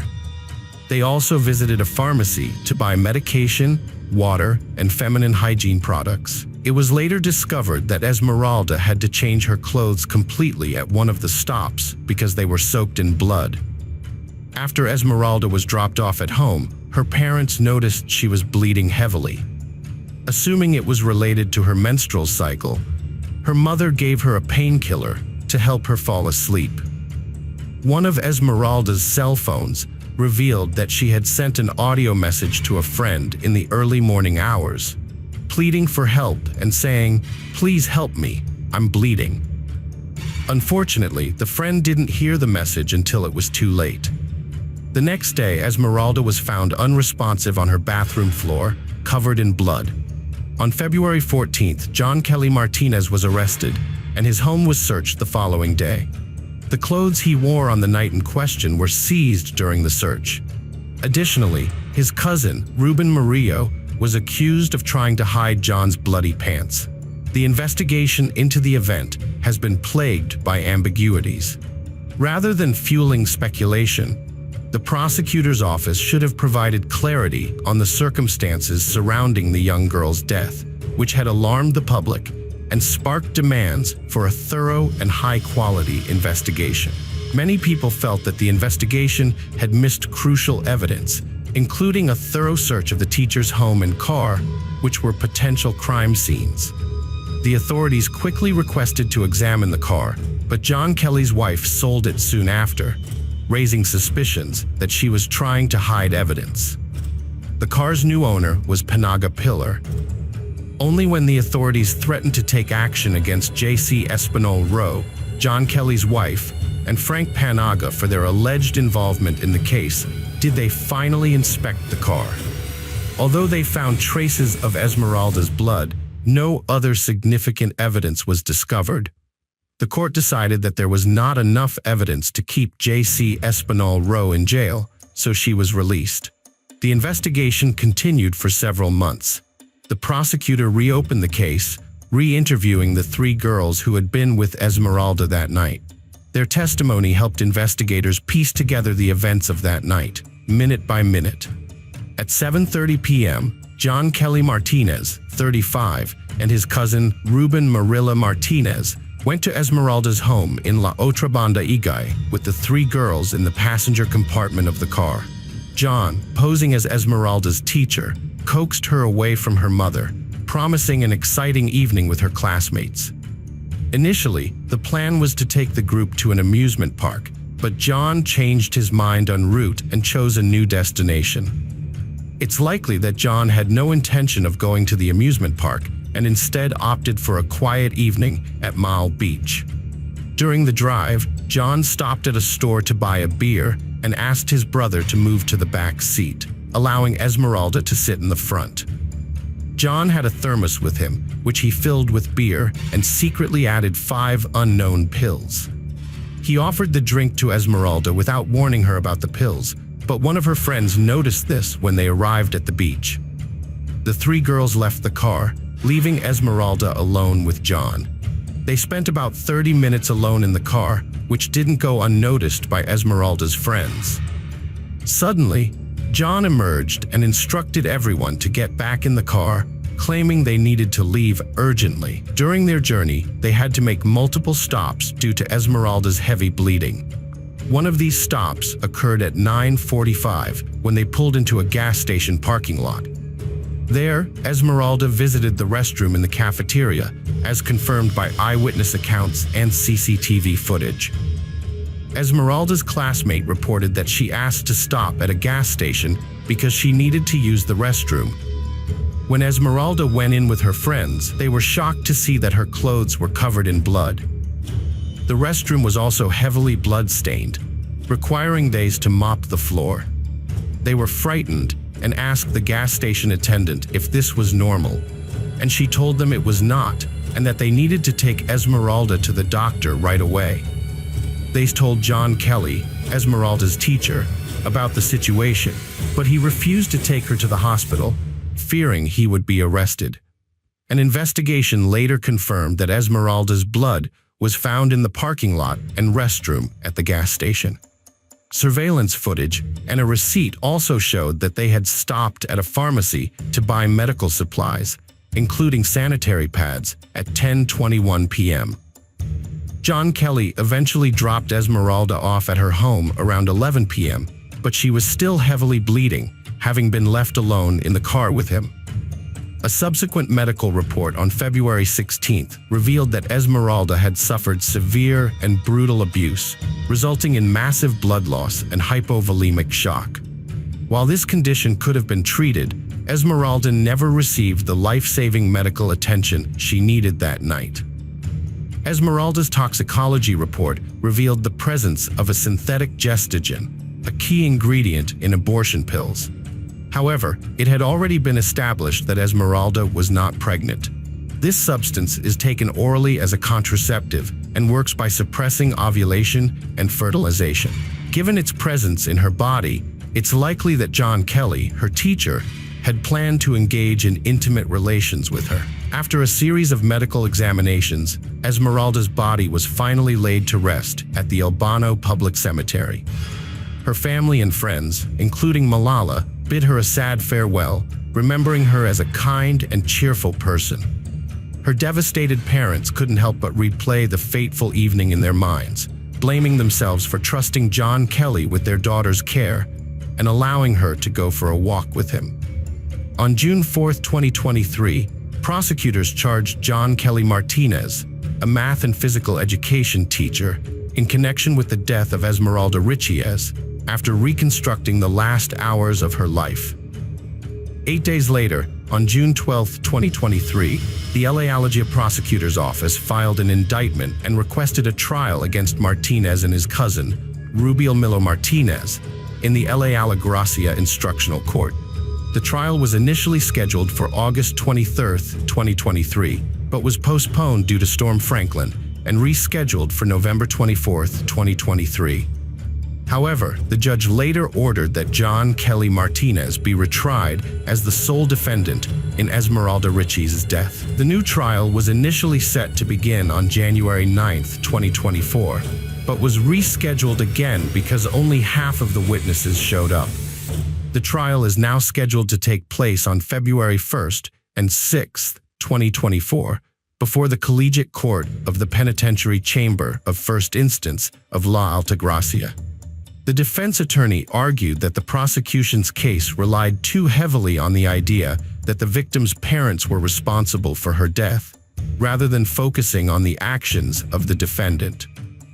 The prosecution, on the other hand, presented a significant amount of evidence, including witness statements, expert testimonies, and physical evidence, to build a strong case against the defendant.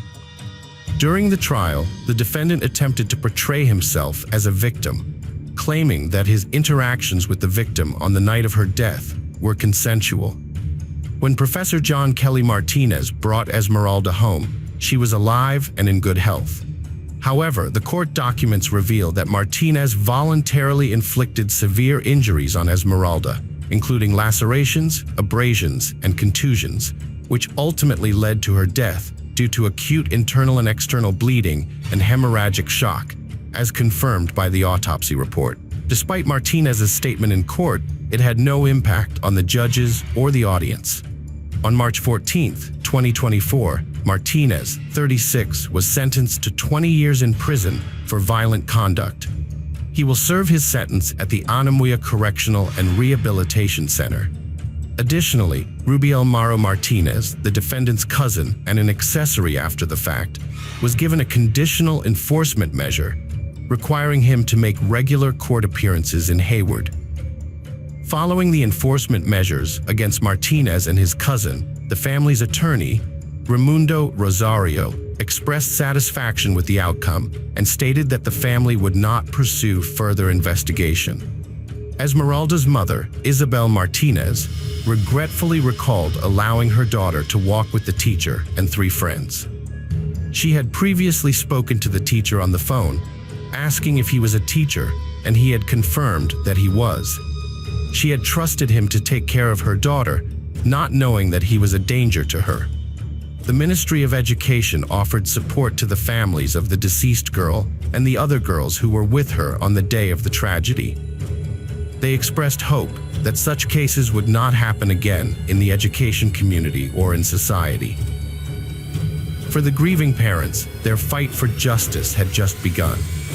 A fun evening outing that included a beach visit had turned into a night of terror, resulting in the tragic death of Esmeralda Richiez, who suffered fatal injuries at the hands of the man entrusted with the care of children. Everyone involved in the evening's events bears some responsibility for what happened. Marala, however, was too afraid to confide in her parents due to their extreme strictness.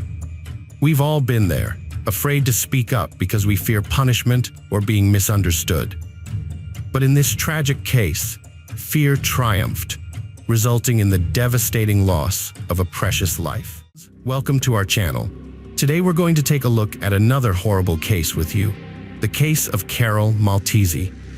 Carol Nicole Maltese was born on September 19, 1995, in a small province in Italy. She was the only child of Fabio and Josephine and had a mix of Italian and Dutch heritage. When Carol was just 4 years old, her parents got divorced, and she stayed with her mother.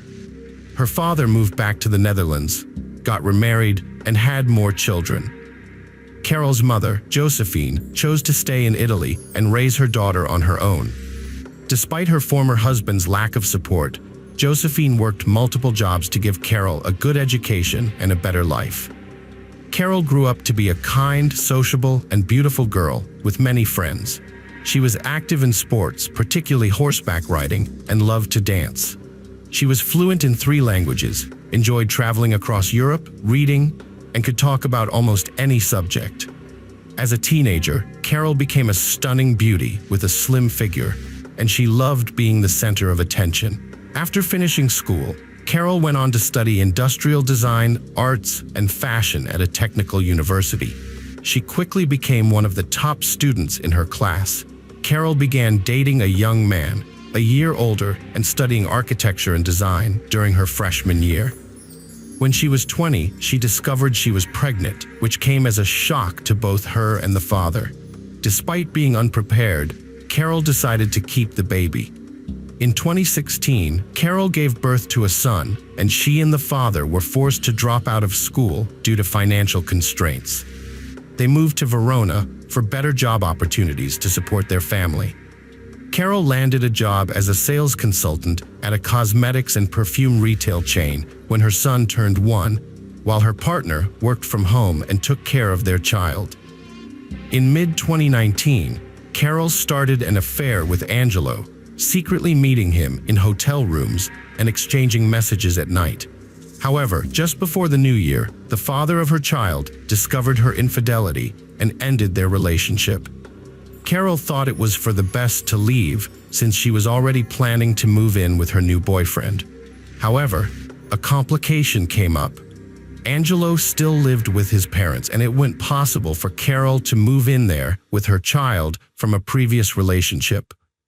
So, they made the decision to rent a place together instead. When the economic crisis hit, they lost their jobs and couldn't afford their apartment. Carol moved in with her new boyfriend's parents and made the difficult decision to leave her 4-year-old son with his biological father until things got better and she could bring him to live with her. As the economic crisis worsened, a self-isolation regime was put in place, and everyone was forced to stay at home. Carol struggled financially during this time and relied on Angelo and his parents for support, unable to contribute financially to her son's care. To make matters worse, Carol's mother was diagnosed with Parkinson's disease, which required expensive therapy. With no other options, Carol desperately sought ways to earn money from home to support her son and ill mother. She turned to social media and YouTube, sharing her experiences of living in isolation and the challenges she faced in an effort to generate an income during the lockdown. Carol's early blog posts didn't gain much traction, but her attractive appearance caught readers' attention. She received flattering comments as well as some inappropriate proposals. One subscriber suggested she join OnlyFans, a platform where her looks would be in high demand, and she could quickly become a star and earn a lot of money. Taking this advice, Carol created an account under the pseudonym Charlotte Angel and began posting provocative photos and short videos. She quickly gained a large following of paying customers. While Carol's earnings increased, she kept her new career a secret from her boyfriend and close family members. As time passed, Carol's content became more explicit and sophisticated as she worked to satisfy her fans. She herself found enjoyment in this line of work. However, Carol was able to keep her secret hidden for only about 6 months before someone she knew discovered her account. The news spread quickly, and soon everyone knew how she was making a living. Carol's friends and family in Italy didn't understand her decision to work in the adult film industry. They saw it as immoral and were embarrassed to be associated with her. Carol, on the other hand, was confident that her work was a form of art that could bring her success, wealth, and fame. As she became more popular, adult film studios and directors approached her with offers to star in their films, which she accepted. She started participating in group shoots and public performances, but her boyfriend Angelo was still in the dark, thinking she was working remotely as a designer. However, when Angelo finally found out the truth, he was shocked and unsure of what to do. But when his parents discovered Carol's profession, they demanded that he break up with her immediately, fearing that she would bring shame to their family. Carol's OnlyFans account had become extremely successful, earning her enough money to rent her own place and attracting offers from directors. Her fees continued to rise, and she professed in interviews that this was not a long-term career goal. Instead, she planned to eventually complete her education and pursue a career in design or modeling. For now, she was enjoying her work and was well compensated. Despite her success, Carol frequently spoke about the constant moral pressure she faced from others. Their judgments and attempts to shame her led to feelings of anxiety and guilt. However, she defended her work as a form of art and believed that every woman should have the freedom to choose her profession without fear of judgment. Carol started anew in Rescaldina, Milan province, leaving her adult film career behind and working as a sales consultant at a perfume boutique. However, this fresh start was short-lived. She met David Fontana, a 42-year-old banker and nude photographer online. He was seeking a model, and Carol responded, feeling an instant attraction during their first meeting. Despite being married, Fontana pursued a relationship with Carol, and they began dating, combining photo shoots with intimacy. Fontana learned about Carol's past and encouraged her to return to filmmaking, recognizing her talent. He had complex feelings for her, loving and possessive, yet also enjoying seeing her in adult films. After divorcing his wife in March 2021, Fontana moved in with Carol, and they explored their explicit fantasies together. He assisted her in creating popular content on OnlyFans, taking a share of the profits from their joint ventures. Carol's success in the adult film industry led to her receiving lucrative contract offers from foreign directors and studios. However, her boyfriend Fontana became jealous and reacted angrily when others showed interest in her. Months later, Angelo, who was still in love with Carol, reached out to her and confessed his feelings. He proposed that they get back together, promising not to interfere with her work. Carol was touched by his words but revealed that she was already in a relationship with someone else, David. Despite this, Carol and Angelo continued to stay in touch. However, when David found out about their communication, he became furious and threatened Angelo. He even went as far as setting Angelo's car on fire. Angelo reported the threats and property damage to the police, and a restraining order was issued against David. However, there was no evidence to link David to the arson, so he didn't have to pay for the damages. As Carol's popularity grew, she traveled frequently for shoots and gained over 30,000 followers.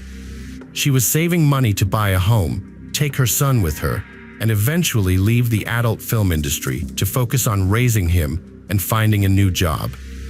Meanwhile, she started creating custom videos, which became a profitable venture. Carol received scripts from fans who paid her to bring their fantasies to life. She continued to work with Fontana on filming and editing, and they shared the profits and lived together. In September 2021, she met Salvatore Galdo, an actor, on a film set, and they started working together on explicit films. As they worked together, Carol and Galdo developed real feelings for each other, and they began a romantic relationship in secret, afraid of how David, her current partner, might react. She waited for the right moment to tell David everything and end their relationship. A few months later, Galdo proposed to Carol with an engagement ring, and she happily accepted. By the end of the year, she had saved enough money to buy her own home. Carol planned to take her son, Mary, with her and decided it was time to talk to Fontana about her decision. Fontana took the news surprisingly well, understanding that Carol was moving on to her new partner. However, they still had unfinished projects that they had already been paid for, so they agreed to complete the work and then go their separate ways. Carol's sudden and mysterious disappearance in 2022, similar to Carol's earlier vanishing act, left everyone stunned. She abruptly stopped acting in films, discontinued her online streams, and ceased communication with colleagues. Moreover, she refused to accept new project offers from directors. Although many people were aware that Carol had planned to leave the entertainment industry, her complete disappearance still came as a surprise. Carol's friends and husband, Salvatore, grew concerned when she stopped responding to their calls. Despite her reassurances via social media, they sensed something was amiss. Months passed, and Carol's occasional social media posts revealed she'd gone on a seaside vacation without telling anyone. Her brief, curt responses only added to their unease. On March 20, 2022, a passerby discovered large black trash bags near a rocky cliff in the Italian community of Borno. Upon approach, the passerby found human fingers poking through the torn polyethylene. He immediately reported the gruesome find to the police, who discovered 4 bags containing a human body divided into 18 parts. The remains were so disfigured that identification seemed impossible. Forensic experts determined the young woman had died at least 2 months prior, but the cause of death remained unknown. It was clear the body had been stored in a freezer before being dumped, likely to keep it hidden. The criminal had removed distinctive features, tattoos, and skin pieces, then burned, cut, and doused the skin in acid to conceal the tattoos. Despite this, investigators pieced together tattoo fragments and matched them to a missing persons database. A news report about the body led a woman from the adult film industry to recognize the tattoos as belonging to a missing colleague, Charlotte. This information allowed law enforcement to identify Carol, who had become engaged to her coworker, Salvatore Galdo, before her disappearance. What's curious is that he didn't report her missing. Salvatore became the prime suspect, but his distraught reaction and conversation history with Carol seemed genuine. However, his story didn't add up, leading to another suspect, David, being questioned. David showed up at the police station to report Carol missing, oblivious to the recent discovery. His nervous, contradictory story eventually led to his confession. He had accidentally killed Carol. David Fontana claimed to be filming a scenario for a client who had paid a large sum of money. The script involved binding a woman, taping her mouth shut, covering her head with a bag, and brutally beating her with various tools, including a hammer. David was supposed to pretend to inflict severe pain without actually harming her. However, he allegedly went too far and struck her with a hammer, fracturing her skull. Instead of calling for help, he ended her suffering with another blow. Panicked, he dismembered the body and stored it in his freezer for over 2 months before deciding to dispose of it. The investigation revealed that David was the mysterious client who had orchestrated the entire scenario to exact revenge on the woman, Carol, who had decided to leave him. During the torture session, he extracted her phone password, which was supposedly part of the script. On January 11th, David fatally struck Carol with a hammer and used her credit card to buy a freezer, saw, and axe to dismember her body. He disfigured the body to prevent identification and stored the parts in the freezer for over 2 months. During this time, he communicated with Carol's relatives and friends on her behalf, creating the illusion that she was alive. By the end of March, David decided to dispose of the body by dumping it off a cliff. However, the remains were discovered 2 days later, and authorities tracked him down within a week.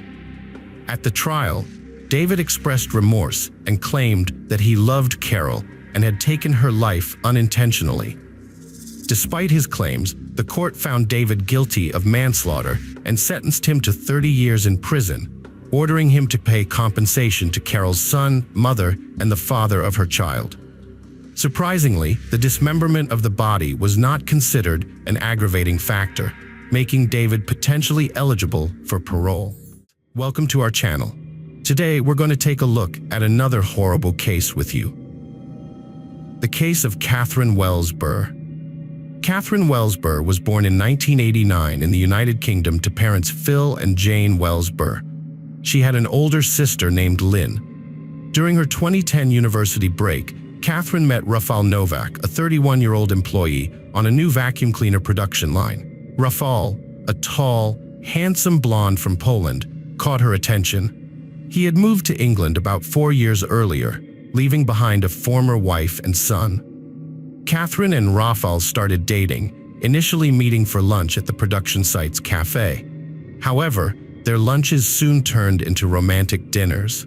Rafal wooed Catherine with thoughtful gestures, such as giving her beautiful bouquets, taking her to movies, and going on walks together. As they grew closer, Rafal opened up to Catherine about his past life and his reasons for moving to the UK. Catherine's trusting nature led her to open up completely to the blonde man, Rafal Novak. Their relationship accelerated rapidly, and within a few months, she introduced him to her parents, who warmly welcomed him into the family and hoped for their future happiness together. As their relationship blossomed, the couple began planning their wedding, which was set to take place in 2011. After graduating with honors from Bath Spa University, Catherine secured a promising job as a business analyst at Pneumatic International, the manufacturer of Henry vacuum cleaners. She quickly excelled in her career, generating job opportunities for her parents and sister. Catherine's exceptional qualities, including her intelligence, education, and people skills, made her a remarkable leader. She was empathetic towards her colleagues, always willing to lend a helping hand, and her kind gaze and radiant smile earned her the respect and admiration of those around her. As Catherine's career soared, her substantial earnings, combined with Raphael's, enabled them to purchase a spacious home with a terrace on Willow Way. Catherine and Raphael, a young couple with successful careers, bought a house with a mortgage and secured insurance coverage through their agreement with the bank. They seemed to have everything they needed for happiness. However, their lives took a dramatic turn on September 12, 2012, a day that would be a turning point in their lives. As the investigation into their lives progressed, new and surprising facts came to light. These revelations slowly exposed the deception that had been present in their relationship from the beginning. It turned out that Raphael, 29, had fled Poland to escape significant debts, leaving behind a wife and child. He moved to the UK, where he began a relationship with Anna Lovich in 2008. Later, he met Catherine Welsber, and for a time, he saw both women. Ultimately, he chose Catherine, seeing her as a more suitable partner for building a family and achieving financial stability. Catherine had genuine dreams of a happy marriage with the man she loved and starting a family. However, Novak, her partner, was secretly planning to murder her. He intended to use the life insurance payout and inherit their large house, which Catherine had partially paid for. On the day Catherine disappeared, Novak waited a few hours before approaching her boss, pretending to be worried and distraught. He acted convincingly, deceiving her colleagues and relatives. When Catherine could not be found at her parents' home or her own, and her car was missing, Novak fabricated a story about her receiving threatening letters from a mentally unstable admirer. Her family then contacted the police. The family gathered in the young couple's living room, waiting for Catherine's return, when they received devastating news. A burning car with a body inside had been found. Raphael described the evening before her disappearance as uneventful, saying they went for a walk, bought groceries, had dinner, and watched TV together before bedtime. Catherine seemed normal and not frightened or distressed. However, further investigation revealed that Catherine's death occurred earlier than initially thought. She was strangled around 2 a.m. while sleeping in her own bed. Her body was then placed in the car, driven a short distance from the house, and set on fire to destroy evidence. Despite this, Raphael had a solid alibi, claiming he was at work from 5:30 a.m. and Catherine was still in bed when he left. The burning car was discovered between 6 and 7 a.m., but a crucial detail emerged. Raphael was still at home at 1:30 a.m., significantly changing the direction of the case. As a result, Raphael Novak became the prime suspect in Catherine Welsber's murder. Evidence mounted against him, and he was detained for further investigation. Raphael claimed Catherine was being stalked by someone who had sent her threatening letters and driven her to hysteria. During the investigation, proof of Catherine's secret online life was uncovered, revealing accounts on adult websites and intimate exchanges with men that her loved ones knew nothing about. A letter from a secret admirer was also found, but despite attempts to hide the truth, the evidence ultimately came to light. Raphael tried to mislead the investigation, but he made a critical mistake by not destroying key evidence that linked him directly to Catherine's death. This oversight gave the prosecution a motive to pursue. Examination of Novak's phone revealed that he had ongoing communication and meetings with Anna Lovich over the past few months. Further investigation revealed that Raphael also had a financial motive. Shortly before Catherine's death, they had taken out life insurance policies worth £123,000, with each other as the sole beneficiaries. The significant life insurance payout emerged as the primary motive behind Catherine's murder and the arson of her car, which was intended to throw off the investigation. On the day Catherine disappeared, police found a message on Anna Lovich's phone from Catherine. They also discovered that Anna and her uncle had filled a gas canister at a gas station a few days before the crime. This led them to suspect Anna and her uncle, Todd Dmitry Shin, of being involved in Catherine's disappearance and trying to cover their tracks with arson. The investigation revealed that Anna, her uncle, and a third person had planned the crime meticulously over several months. They created fake accounts on pornographic websites, uploaded doctored photos of Catherine, and fabricated conversations with men to mislead the investigation. However, when confronted with the evidence, Anna and her uncle eventually cracked and started pointing fingers at each other. Anna accused Novak of killing someone for insurance money, while Novak claimed Anna did it out of jealousy towards a rival.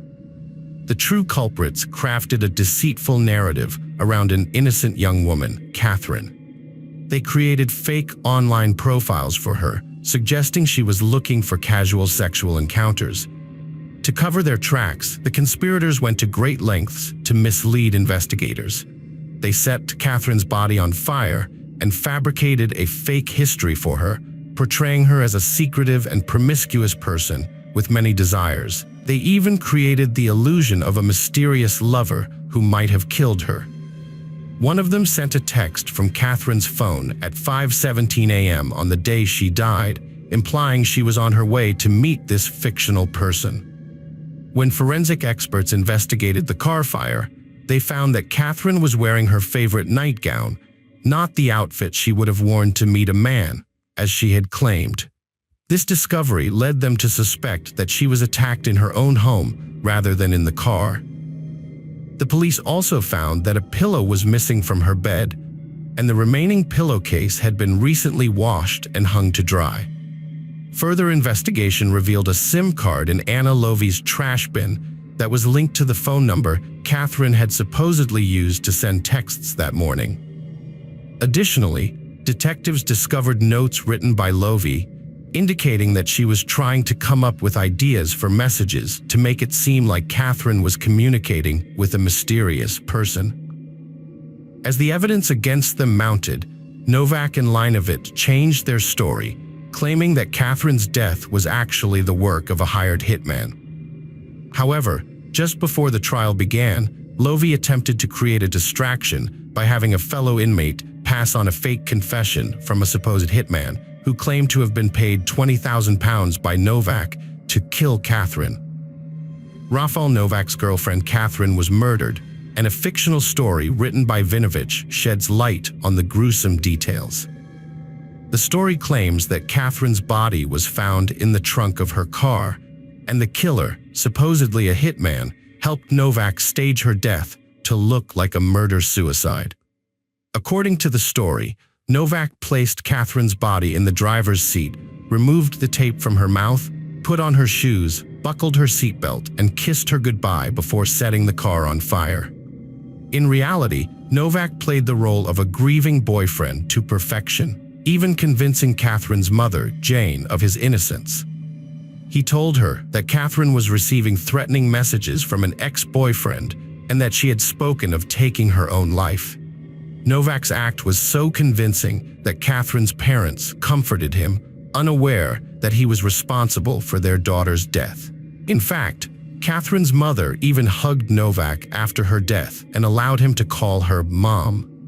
She said that after the police told her in the early days of the investigation that he was seen more as a witness than a suspect, she decided to offer him all the support possible.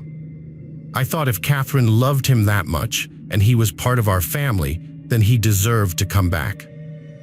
The lengthy trial commenced under the chairmanship of Justice Sharp. The three defendants stood to gain a significant sum of money and property from Catherine Wells Burr's death.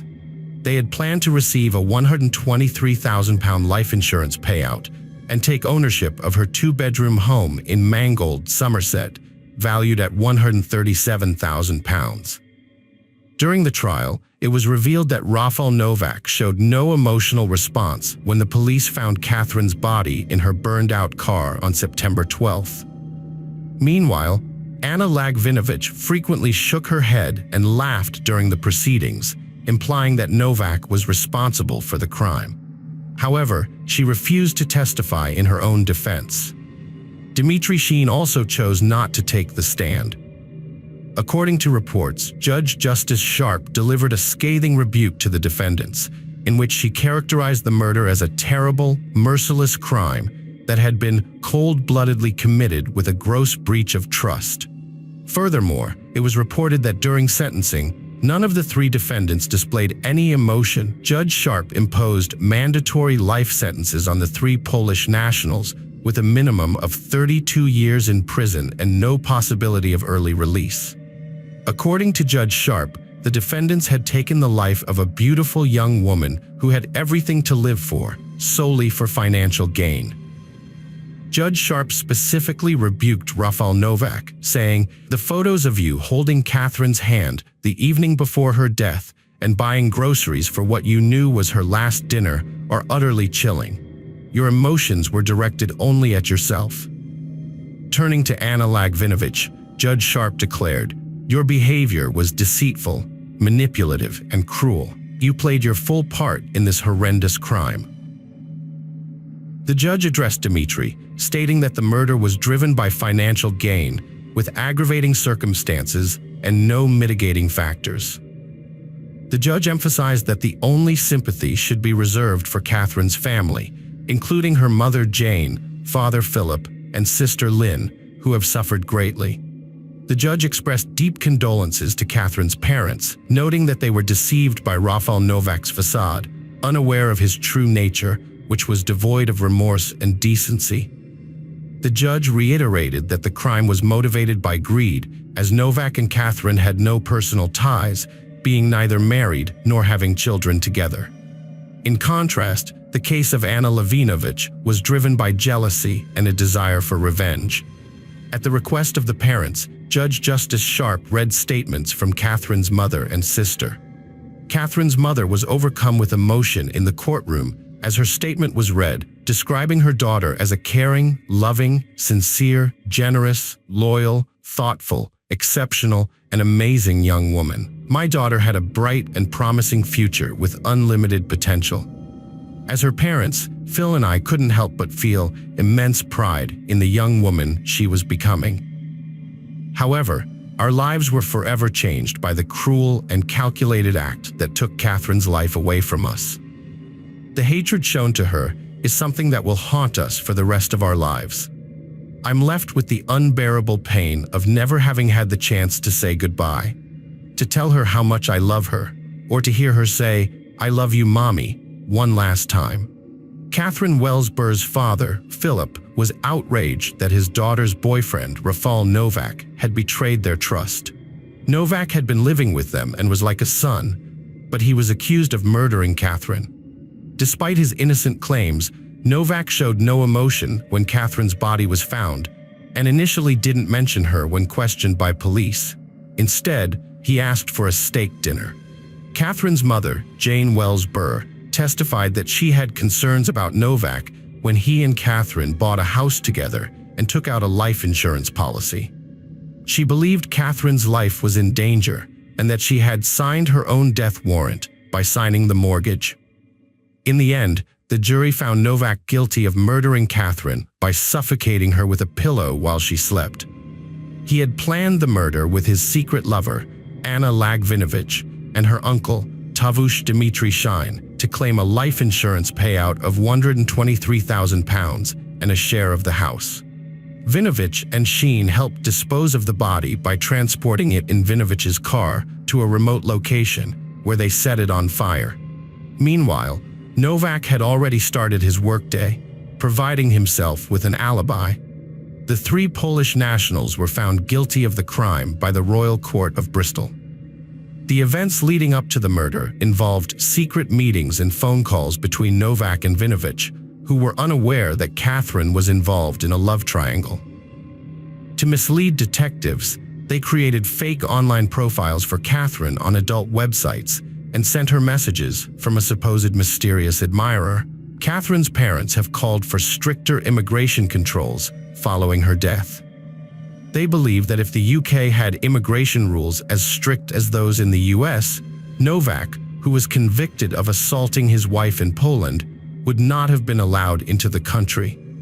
The couple blames the European Union for the current lax entry measures for foreign nationals. Jane Wells-Burr emphasized that people entering the UK are not properly vetted, pointing out that they were unaware of Novak's previous assault charge in Poland. Catherine's family members broke down in tears as the sentence was handed down in court, while the three convicted perpetrators remained emotionless. The trio received life sentences with no possibility of parole. In essence, the three immigrants from Poland had exchanged their aspirations for a successful and wealthy life for a lifetime of imprisonment due to their own actions. Following the verdict, Catherine's mother delivered a heartfelt tribute to her daughter, describing her as a beautiful girl, absolutely beautiful. She recalled her daughter's accomplishments and remembered her as determined, hardworking, and full of potential for a happy life. Hello friends, welcome to our channel. Today we're going to take a look at another horrible case with you. The case of Michelle Young. Michelle Marie Young, born in February 1977 in New York, grew up with her younger sister Meredith, with whom she was extremely close. Their mother, Linda, devoted significant time to her daughters, encouraging their development and nurturing their talents. Michelle was drawn to law and economics from an early age, hoping to pursue a career in these fields. After high school, she applied to several universities and was accepted into a prominent institution in North Carolina's capital. At the university, Michelle excelled in her economics and law studies, earning a master's degree. Upon graduation, she landed a prestigious position at a leading accounting firm in the state. Michelle's career flourished, earning a good income and making ambitious plans for her future. To celebrate her 24th birthday, she gathered with friends and colleagues at a popular local venue. During the celebration, a stranger accidentally knocked a cocktail out of Michelle's hands. The apologetic stranger, Jason Young, offered to buy her another drink. As they conversed, Jason's charming and witty nature caught Michelle's attention. He asked her out on a date, and Michelle, feeling a spark, accepted, believing their encounter was meant to be. After they started talking, they discovered they had a lot in common. Both had attended the same university, with Jason graduating 3 years earlier. They shared a love for the same hockey team and music group. Their mutual interests quickly blossomed into a romantic relationship, but living together or getting married was not an option at that point. Jason still lived with his parents in Brevard and would only visit Michelle in Raleigh on weekends or meet her during business trips to the state capital. During one of these visits, Michelle surprised Jason with the news that she was pregnant. This revelation shocked both of them, as they weren't ready to become parents. They were focused on their careers, making progress, and hadn't planned on starting a family yet. Jason immediately accepted the situation, but Michelle was unsure at first, eventually deciding to keep the baby and not have an abortion.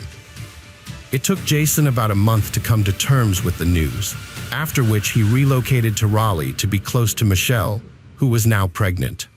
A few months later, they got married, but not because of romantic feelings or the pregnancy itself.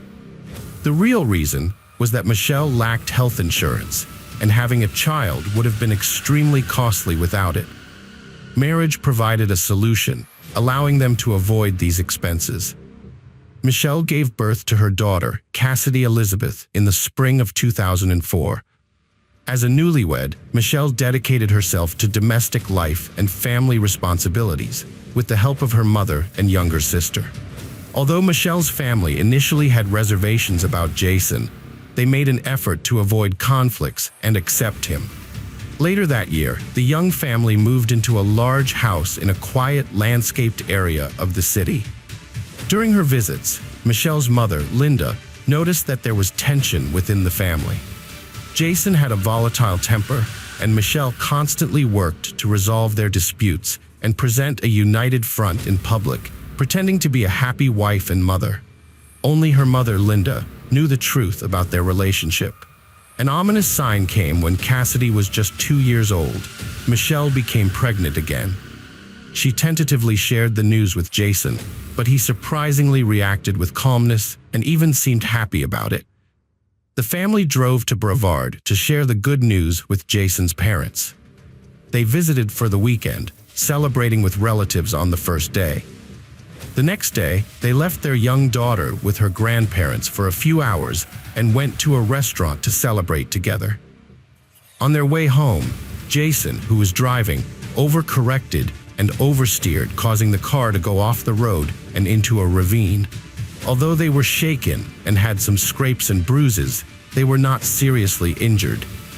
However, the shock of the accident caused Michelle to miscarry, which left her deeply worried.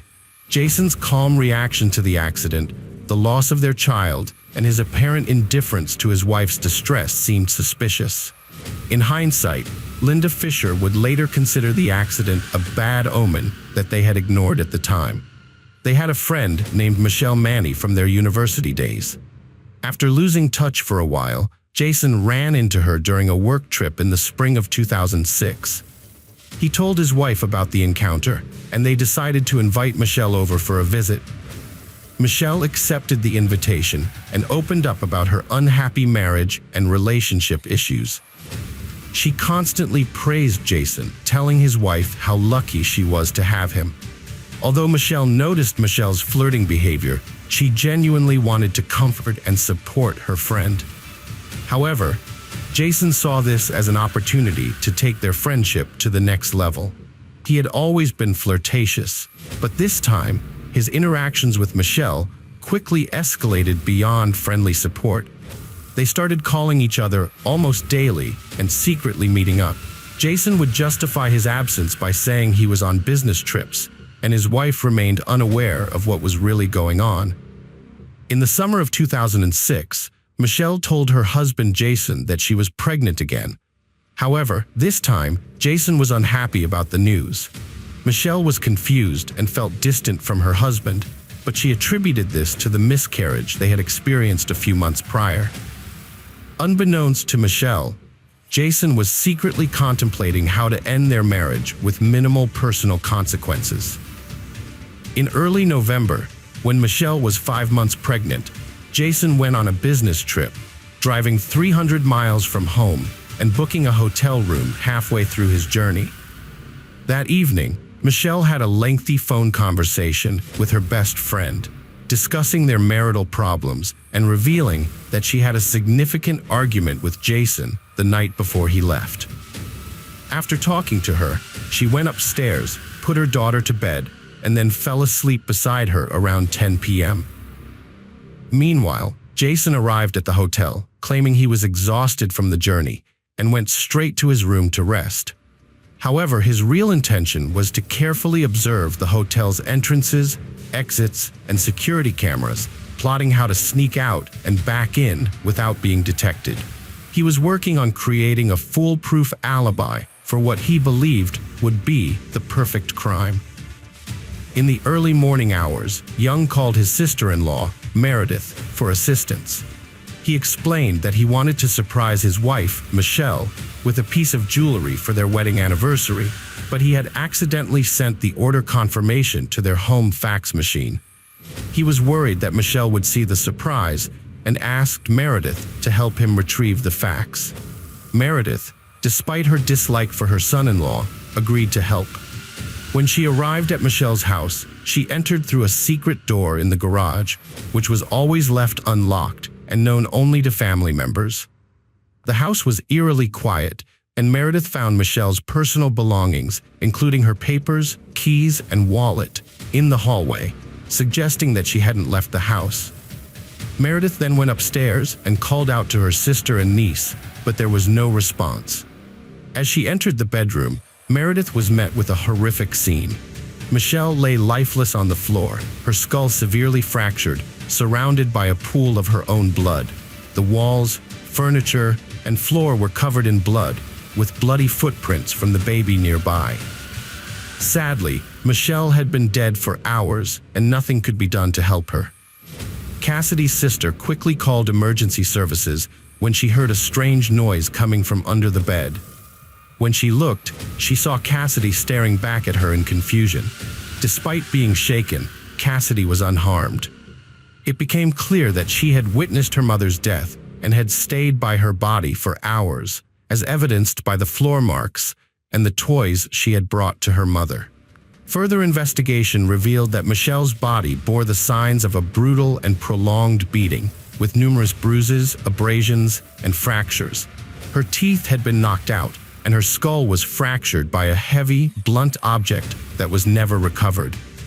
A bloody pillow lay nearby, suggesting that the killer had used it to smother the victim. The lack of stolen items and absence of forced entry or broken locks suggested that the perpetrator's sole intention was murder, and that they must have had a key or known about the secret door, which was only known to family members. The main suspect in the case was the husband of the deceased, but he claimed to have a solid alibi. He said he checked into his hotel room in the evening and didn't leave until morning, when he attended a scheduled business meeting. An investigation confirmed that he used his room key card to enter and exit his room. However, further investigation revealed several inconsistencies. For instance, a hotel employee found that the emergency exit door had been propped open with a cobblestone to prevent it from slamming shut. The surveillance camera that monitored this door had been intentionally disabled on the night of the murder. In fact, it stopped recording around half an hour after the suspect checked into his room. Furthermore, a man resembling the suspect was seen getting gas at a station between the hotel and the crime scene. When asked to provide identification, he refused and quickly left the station without waiting for change. The gas station attendant later identified the suspect, but he continued to deny any involvement, claiming he had stayed in his hotel room all night. On the eve of the tragedy, Jason Young made over 24 calls to Michelle, followed by 5 brief calls to his mistress, each lasting no more than 15 seconds. This suggests that Jason may have been panicking. Notably, all these calls were made outside the hotel, despite his claim of having stayed there all night. Additionally, Jason was late for a scheduled business meeting with his partners and appeared confused. While these events are suspicious, they do not provide conclusive evidence, individually or collectively, to prove that Jason Young was responsible for the brutal murder of his pregnant wife. For nearly 3 years, Jason lived a normal life, even gaining custody of his young daughter, a devastating blow to his late wife's relatives. During this time, he began openly dating Mani, a friend of his deceased wife Michelle, which only fueled suspicion that he was responsible for her brutal murder. Jason was finally arrested in 2009, but the initial trial ended in a mistrial due to a hung jury, despite substantial evidence pointing to his guilt. However, the case was reopened in 2012 after new evidence emerged, including eyewitness testimony placing Jason near a hotel on the night of the murder. Crucial pieces of evidence included sightings of his distinctive white car parked near his home in a dark lot on the night of the crime. Additionally, a child psychologist testified about Jason's daughter Cassidy's disturbing doll play, in which she demonstrated her father hitting her mother, then not getting up off the floor. Mani testified in court, revealing that Jason had an affair with her, but claimed that Jason was miserable in his marriage, as he had told everyone. Another of Jason's former mistresses testified that she was frightened of his violent outbursts when he lost control. After a lengthy trial, Jason Young was found guilty of brutally assaulting his pregnant wife and was sentenced to life in prison without the possibility of parole. Jason filed his first appeal in 2014, but it was denied. In 2018, he requested a review of his case, but the State Court of Appeals again denied it. Cassidy, the daughter of Jason's murdered wife, was left without her parents. Her father is in prison for the crime, and she is now being raised by her aunt and maternal grandparents. Hello friends, welcome to our channel. Today we're going to take a look at another horrible case with you. The case of Jake Wagner. Hannah Mae Roden, 13, met 18-year-old Edward Jake Wagner, and they became inseparable after he invited her to prom. While their love was palpable, their significant age difference raised concerns. Despite this, their parents did not intervene in their relationship. As time passed, the Roden and Wagner families grew close, often spending weekends and attending parties together. The young couple's love was carefree and passionate. When Hannah turned 15, she revealed her pregnancy, which thrilled Jake. He expected his family to be delighted with the news, as they valued tradition and family lineage. The Wagners saw the baby as a way to continue their family name, which was passed down through generations. In contrast, the Rodens had a more modest approach to family, but still prioritized their children. Hannah's parents, Christopher and Dana, remained devoted to their 3 kids despite their divorce. The Roden family's income was modest, unlike the Wagners. To celebrate Sophie's birthday, a grand party was organized shortly after. Jake proposed that Hannah move in with him and his family, claiming it would make life easier for both of them. However, Hannah refused, having come to realize that Jake was trying to control her and limit her independence. This was partly due to Jake's increasing aggression and suspicious behavior, which had already led to physical altercations on several occasions. Hannah's rejection sparked tension between the Wagners, with each of Sophie's parents determined to gain full custody of Sophie. Driven by their own interests, the families began to advocate for their own rights. Jake's anger towards Hannah peaked when she refused to sign a document granting him and his brother full custody. He even threatened her, accusing her of hiding secrets. The situation escalated when Hannah announced her second pregnancy. Although she claimed the child was fathered by another man, Jake was skeptical. In December 2015, he hacked into Hannah's social media accounts to uncover evidence of infidelity, but found none. Instead, he discovered her communication with Georgia Fort's former mother-in-law, which sparked his interest. A court case was soon to follow as a result. During a court hearing to decide where their granddaughter Sophie would live, Christopher Roden and George Wagner III got into a serious argument. This dispute marked the beginning of the end for the relationship between the two families. The Wagner family soon became convinced that Hannah, Sophie's mother, was an obstacle and that they needed to eliminate her and the entire Roden family, who could potentially gain custody of Sophie. This disturbing idea evolved into a sinister plan by Christmas 2016. While many people were celebrating the festive season with love and kindness, the Wagners held a chilling family vote to decide whether to carry out their plan. Every family member agreed to go ahead, and they began assigning roles and making preparations. Over the next 5 months, they secretly observed the Roden homes, studying their daily routines, work schedules, and surveillance cameras.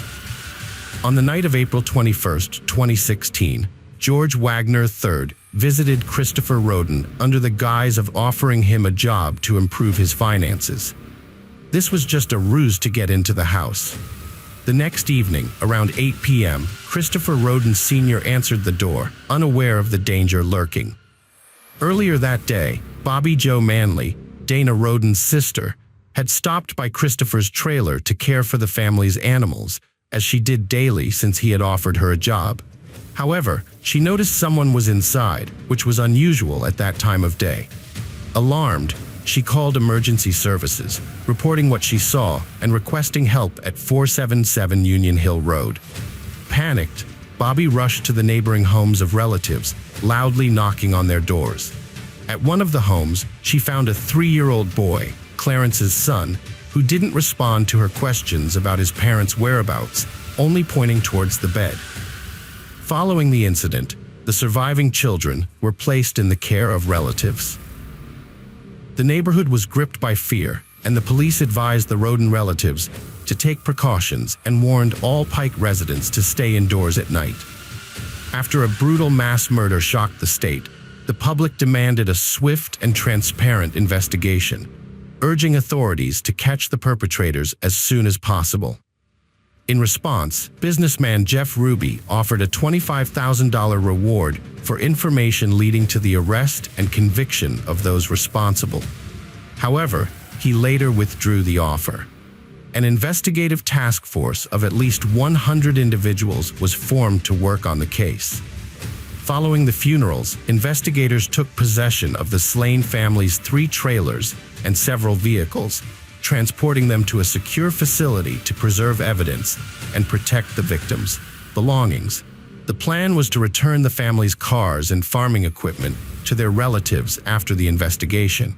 Forensic experts joined the inquiry, meticulously examining the trailers, but no suspect DNA was found. Although cameras had been installed in the mobile homes, they had been disabled, leaving no useful footage. The perpetrators had clearly planned every detail carefully. Just when it seemed like there were no significant leads, detectives made a breakthrough discovery.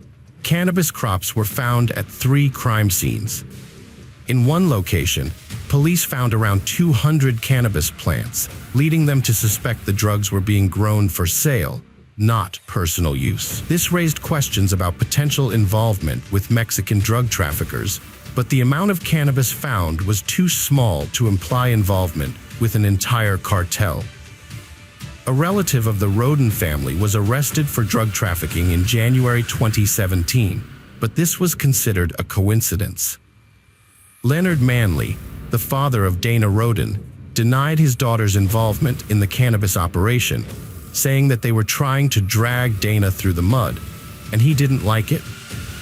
Some family members confirmed that Christopher and Kenneth Roden, the older brothers, grew marijuana, but they were unaware of any large-scale operation. The theory that a family feud over illegally obtained money was behind the murders was also disproven.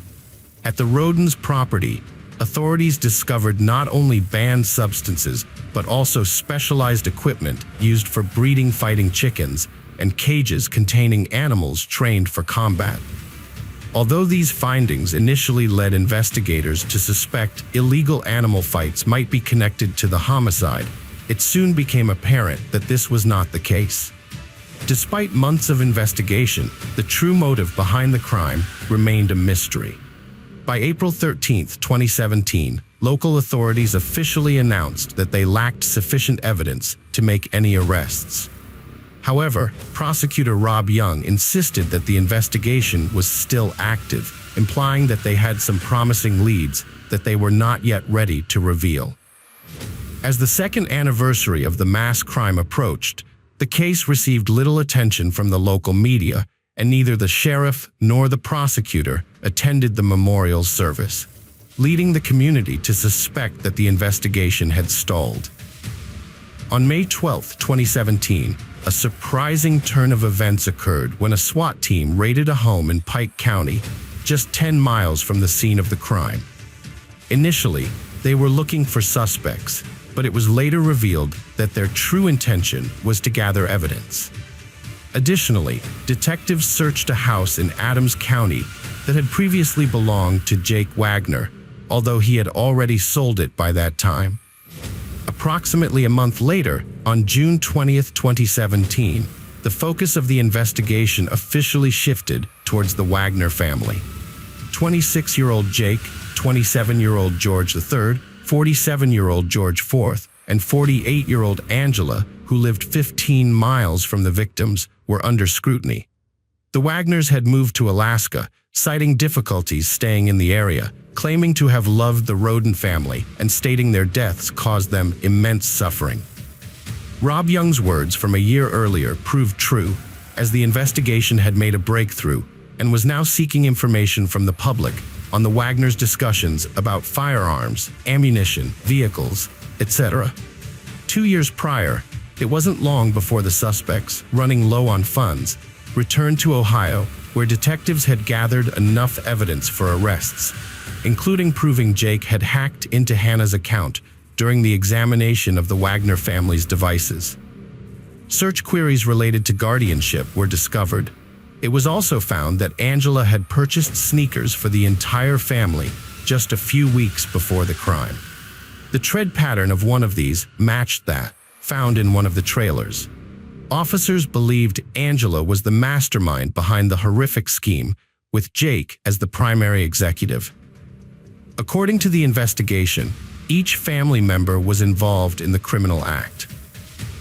On November 13, 2018, the Attorney General announced the arrest of the Wagner couple, as well as their sons, who were charged with planning and carrying out the termination of life. Rita Newcomb, Angela's 65-year-old mother, and Frida Wagner, George III's mother, were arrested and charged with perjury and obstructing justice. In 2019, Rita Newcomb underwent handwriting analysis, which proved her involvement in forging a document related to Sophie's guardianship. She struck a plea deal to avoid imprisonment. The charges against Freda Wagner were later dropped in June 2019. The other Wagners refused to cooperate with the investigation and denied any involvement in the Rodens' deaths, expressing sorrow and wishing for the real perpetrators to be caught. However, in April 2021, 5 years after the incident, Jake Wagner decided to make a deal with the prosecution. Under the agreement, he would provide details of the crime in exchange for life sentences for all family members instead of the death penalty. Jake Wagner Jr. admitted to killing 5 people and pleaded guilty to 23 criminal charges, including aggravated murder, burglary, conspiracy, and other crimes. To ensure his daughter Hannah wouldn't be taken away, he thought killing her mother was the only solution. He believed that if he didn't also kill the Rodens, they would seek revenge and fight for custody of Hannah.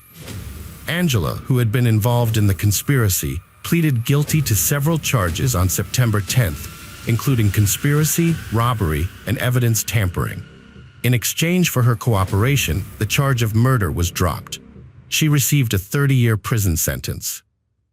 George Wagner IV went on trial on August 28, 2022. Despite denying any involvement in the crimes, claiming he was unaware of what was happening, the prosecution presented evidence of his role in planning, executing, and covering up the crimes. He was found guilty on 22 counts and sentenced to life in prison without parole. George Wagner III's trial is set for February 2024. Despite his family members being convicted, he still maintains his innocence, but likely faces the same fate as his son. The once peaceful relationship between the Wagners and Rodens ended in tragedy, driven by a collective and incomprehensible madness. The consequences of their actions left 3 children without parents. As Sophie grows up, she will one day realize what happened, and it's hard to imagine how she will cope with that knowledge. The Wagners' bitter custody battle had a devastating impact on her, denying her the love and support of her parents, relatives, and a stable upbringing. Hello friends, welcome to our channel. Today we're going to take a look at another horrible case with you. The case of Diana Maria Kerr Lopez Pinel. Diana Maria Kerr Lopez Pinel, born on August 12, 1998 in Madrid, came from a wealthy and close-knit family. Her parents, Diana Cristina Lopez Pinel and Juan Carlos, had a sister named Valeria. However, their family life was disrupted in 2013 when her parents divorced, leading to depression and competition between the sisters for their mother's attention. Despite the divorce, their father remained involved in their lives and would visit them regularly during vacations. Diana, her mother, and sister often spent their summers in the small coastal town of Poder do Carmo, which had a population of around 10,000. In the summer of 2016, they returned to their favorite vacation spot, Alba do Carmo, to enjoy the peace and beauty of the area. On the evening of August 21st, Diana told her mother that she was going to meet her friends at Valle-Inclán Park to celebrate the Feast of the Virgin Carmen. It seemed like it would be just another typical summer evening. Diana regularly walked in Valle-Inclán Park, which was close to her family's cottage. Her mother saw no problem with this and let her go there again. That evening, Diana had a good time with her friends, unaware that it would be their last encounter. After saying goodbye to her friends, she met Paso Diana Ariel, an acquaintance, near a pizzeria she often visited. They parted ways around 2:30 a.m., making Paso Diana Ariel the last person to see Diana that night. The morning of August 22, 2016, was a nightmare for Diana's mother, Maria Kerr Lopez Pinel. When Diana didn't return from a party, her mother became alarmed. The girl's phone was off or out of range, and her prolonged absence was unusual. Based on the information Diana's mother provided, it seemed that Diana didn't have any significant emotional or mental health issues, despite experiencing her parents' divorce. Maria immediately reported her daughter missing to the police at 8:30 a.m. Police investigated the mysterious disappearance of Diana Maria Kerr Lopez Pinel. Diana, also known as Diana, vanished without a trace, leaving behind only cryptic clues. The last messages she sent were to a friend in Madrid via WhatsApp, in which she described being stalked by a stranger who would shout strange phrases, frightening her. These messages were her final contact with the outside world. To retrace Diana's steps, the police searched the road she would have taken to get home. Along the way, they found a black hairband, similar to the one Diana wore that night. Unfortunately, it was the only clue found at the scene of her disappearance. Investigators had no other leads, despite questioning Diana's friends, who couldn't provide any helpful information. The lack of CCTV cameras on the last part of Diana's journey made it even more challenging. The dimly lit and deserted street had few landmarks, including some garages and a rundown Boomerang nightclub. Some witnesses reported seeing Diana exit a car with 3 men, then get into another car that drove her away from the port. However, these accounts were not corroborated. Investigators explored 2 main theories. First, that Diana was kidnapped by someone she knew, and second, that she was attacked by a stranger. Diana's mother even proposed a third possibility, that her daughter was taken away on a boat. Diana's friend and ex-boyfriend claimed that she met a man from Morocco and they purchased hashish together. However, this information only added to the mystery of her disappearance.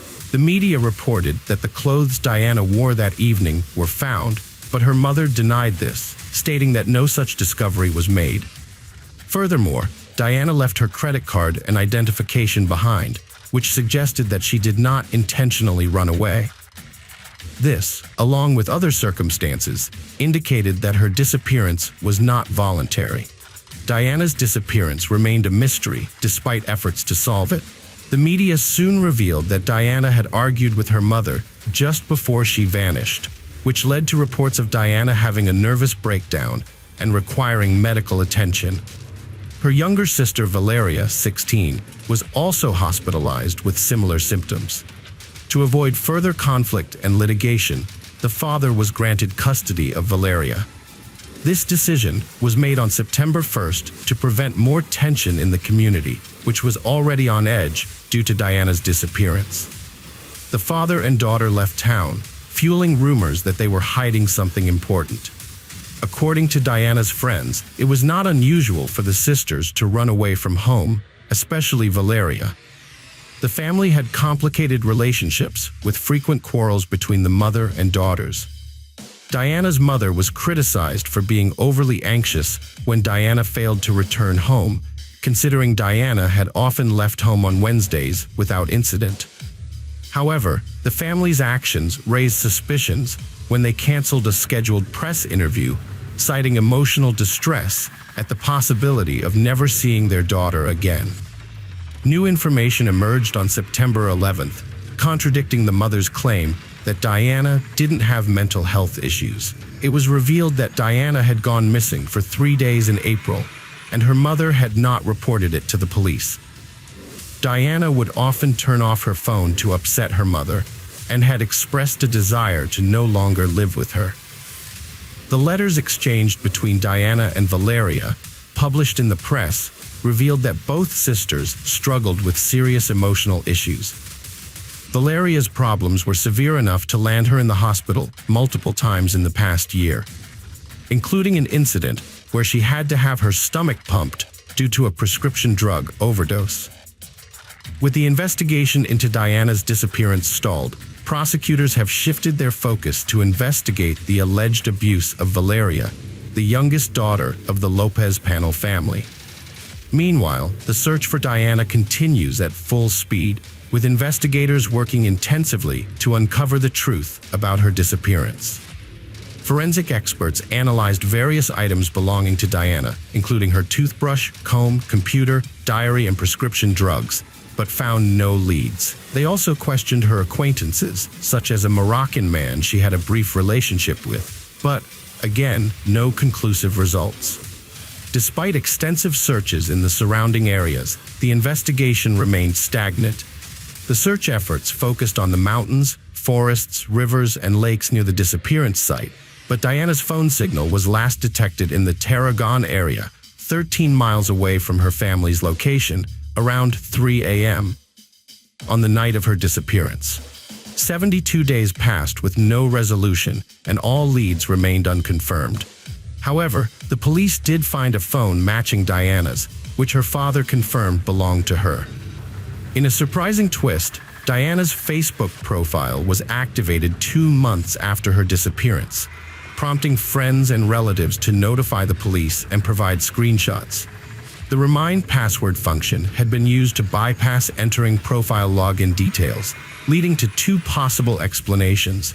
Diana might have forgotten her password, or an attacker was attempting to access her profile. Unfortunately, Diana's phone, which could have held crucial clues, failed to provide any insights into her mysterious disappearance. On November 10, 2006, investigators finally identified the driver of the car in which Diana was last seen. Significantly, this individual had a prior record of human trafficking charges. However, details about his potential involvement in Diana's disappearance were kept under wraps to avoid jeopardizing the ongoing investigation. A pivotal incident occurred on December 25, 2017. A girl was accosted by a man who demanded her phone and threatened her with a weapon. The frightened victim screamed for help, and a passing couple rushed to her aid, rescuing her from the assailant who tried to drag her into a car. After the victim reported the incident to the police, providing a description of the attacker and their license plate number, officers arrested 41-year-old Jose Enrique Abinay, also known as Elo, the next morning. A background check revealed that Abinay had a prior criminal record and a surprising connection to a previous case. He was the same driver detained in 2016 for suspicion of kidnapping Diana Kerr, but was released due to his wife's alibi. Further questioning of Abinay and his wife led to a breakthrough. The wife confessed to previously lying, stating that her husband was not at home on the night of Diana's disappearance and did not return until 4 a.m. Under pressure, Abinay finally admitted to accidentally hitting Diana with his vehicle and fearing the consequences, disposing of her body rather than reporting the incident to the police. Jose's original story changed when he confessed to kidnapping and murdering Diana. He claimed that he went to the beach to collect gasoline from abandoned cars and came across Diana there.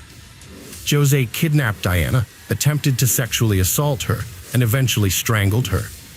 Diana Kerr's disappearance was a long and distressing ordeal for her family and those who followed the case. The nearly 500-day investigation, accompanied by relentless media speculation, only added to her loved one's suffering. The unfounded accusations against Diana's parents further complicated and hindered the investigation. Nevertheless, through diligent investigation and the testimony of a second victim, investigators gathered sufficient evidence to identify the perpetrator. Diana will be fondly remembered by her loved ones as a vibrant and lively young woman who tragically crossed paths with a violent criminal. Her story highlights the importance of unity in combating crime, ending impunity, and ensuring the safety of all citizens. Unfortunately, Diana's body was hidden by the perpetrator, who refused to disclose its location for a long time. Eventually, after much effort from family and friends, they were finally able to locate her remains in an abandoned warehouse's well in January 2018. This allowed them to give Diana a proper farewell and burial. As for the perpetrator, Jose, he was sentenced to life imprisonment with the possibility of parole after 35 years.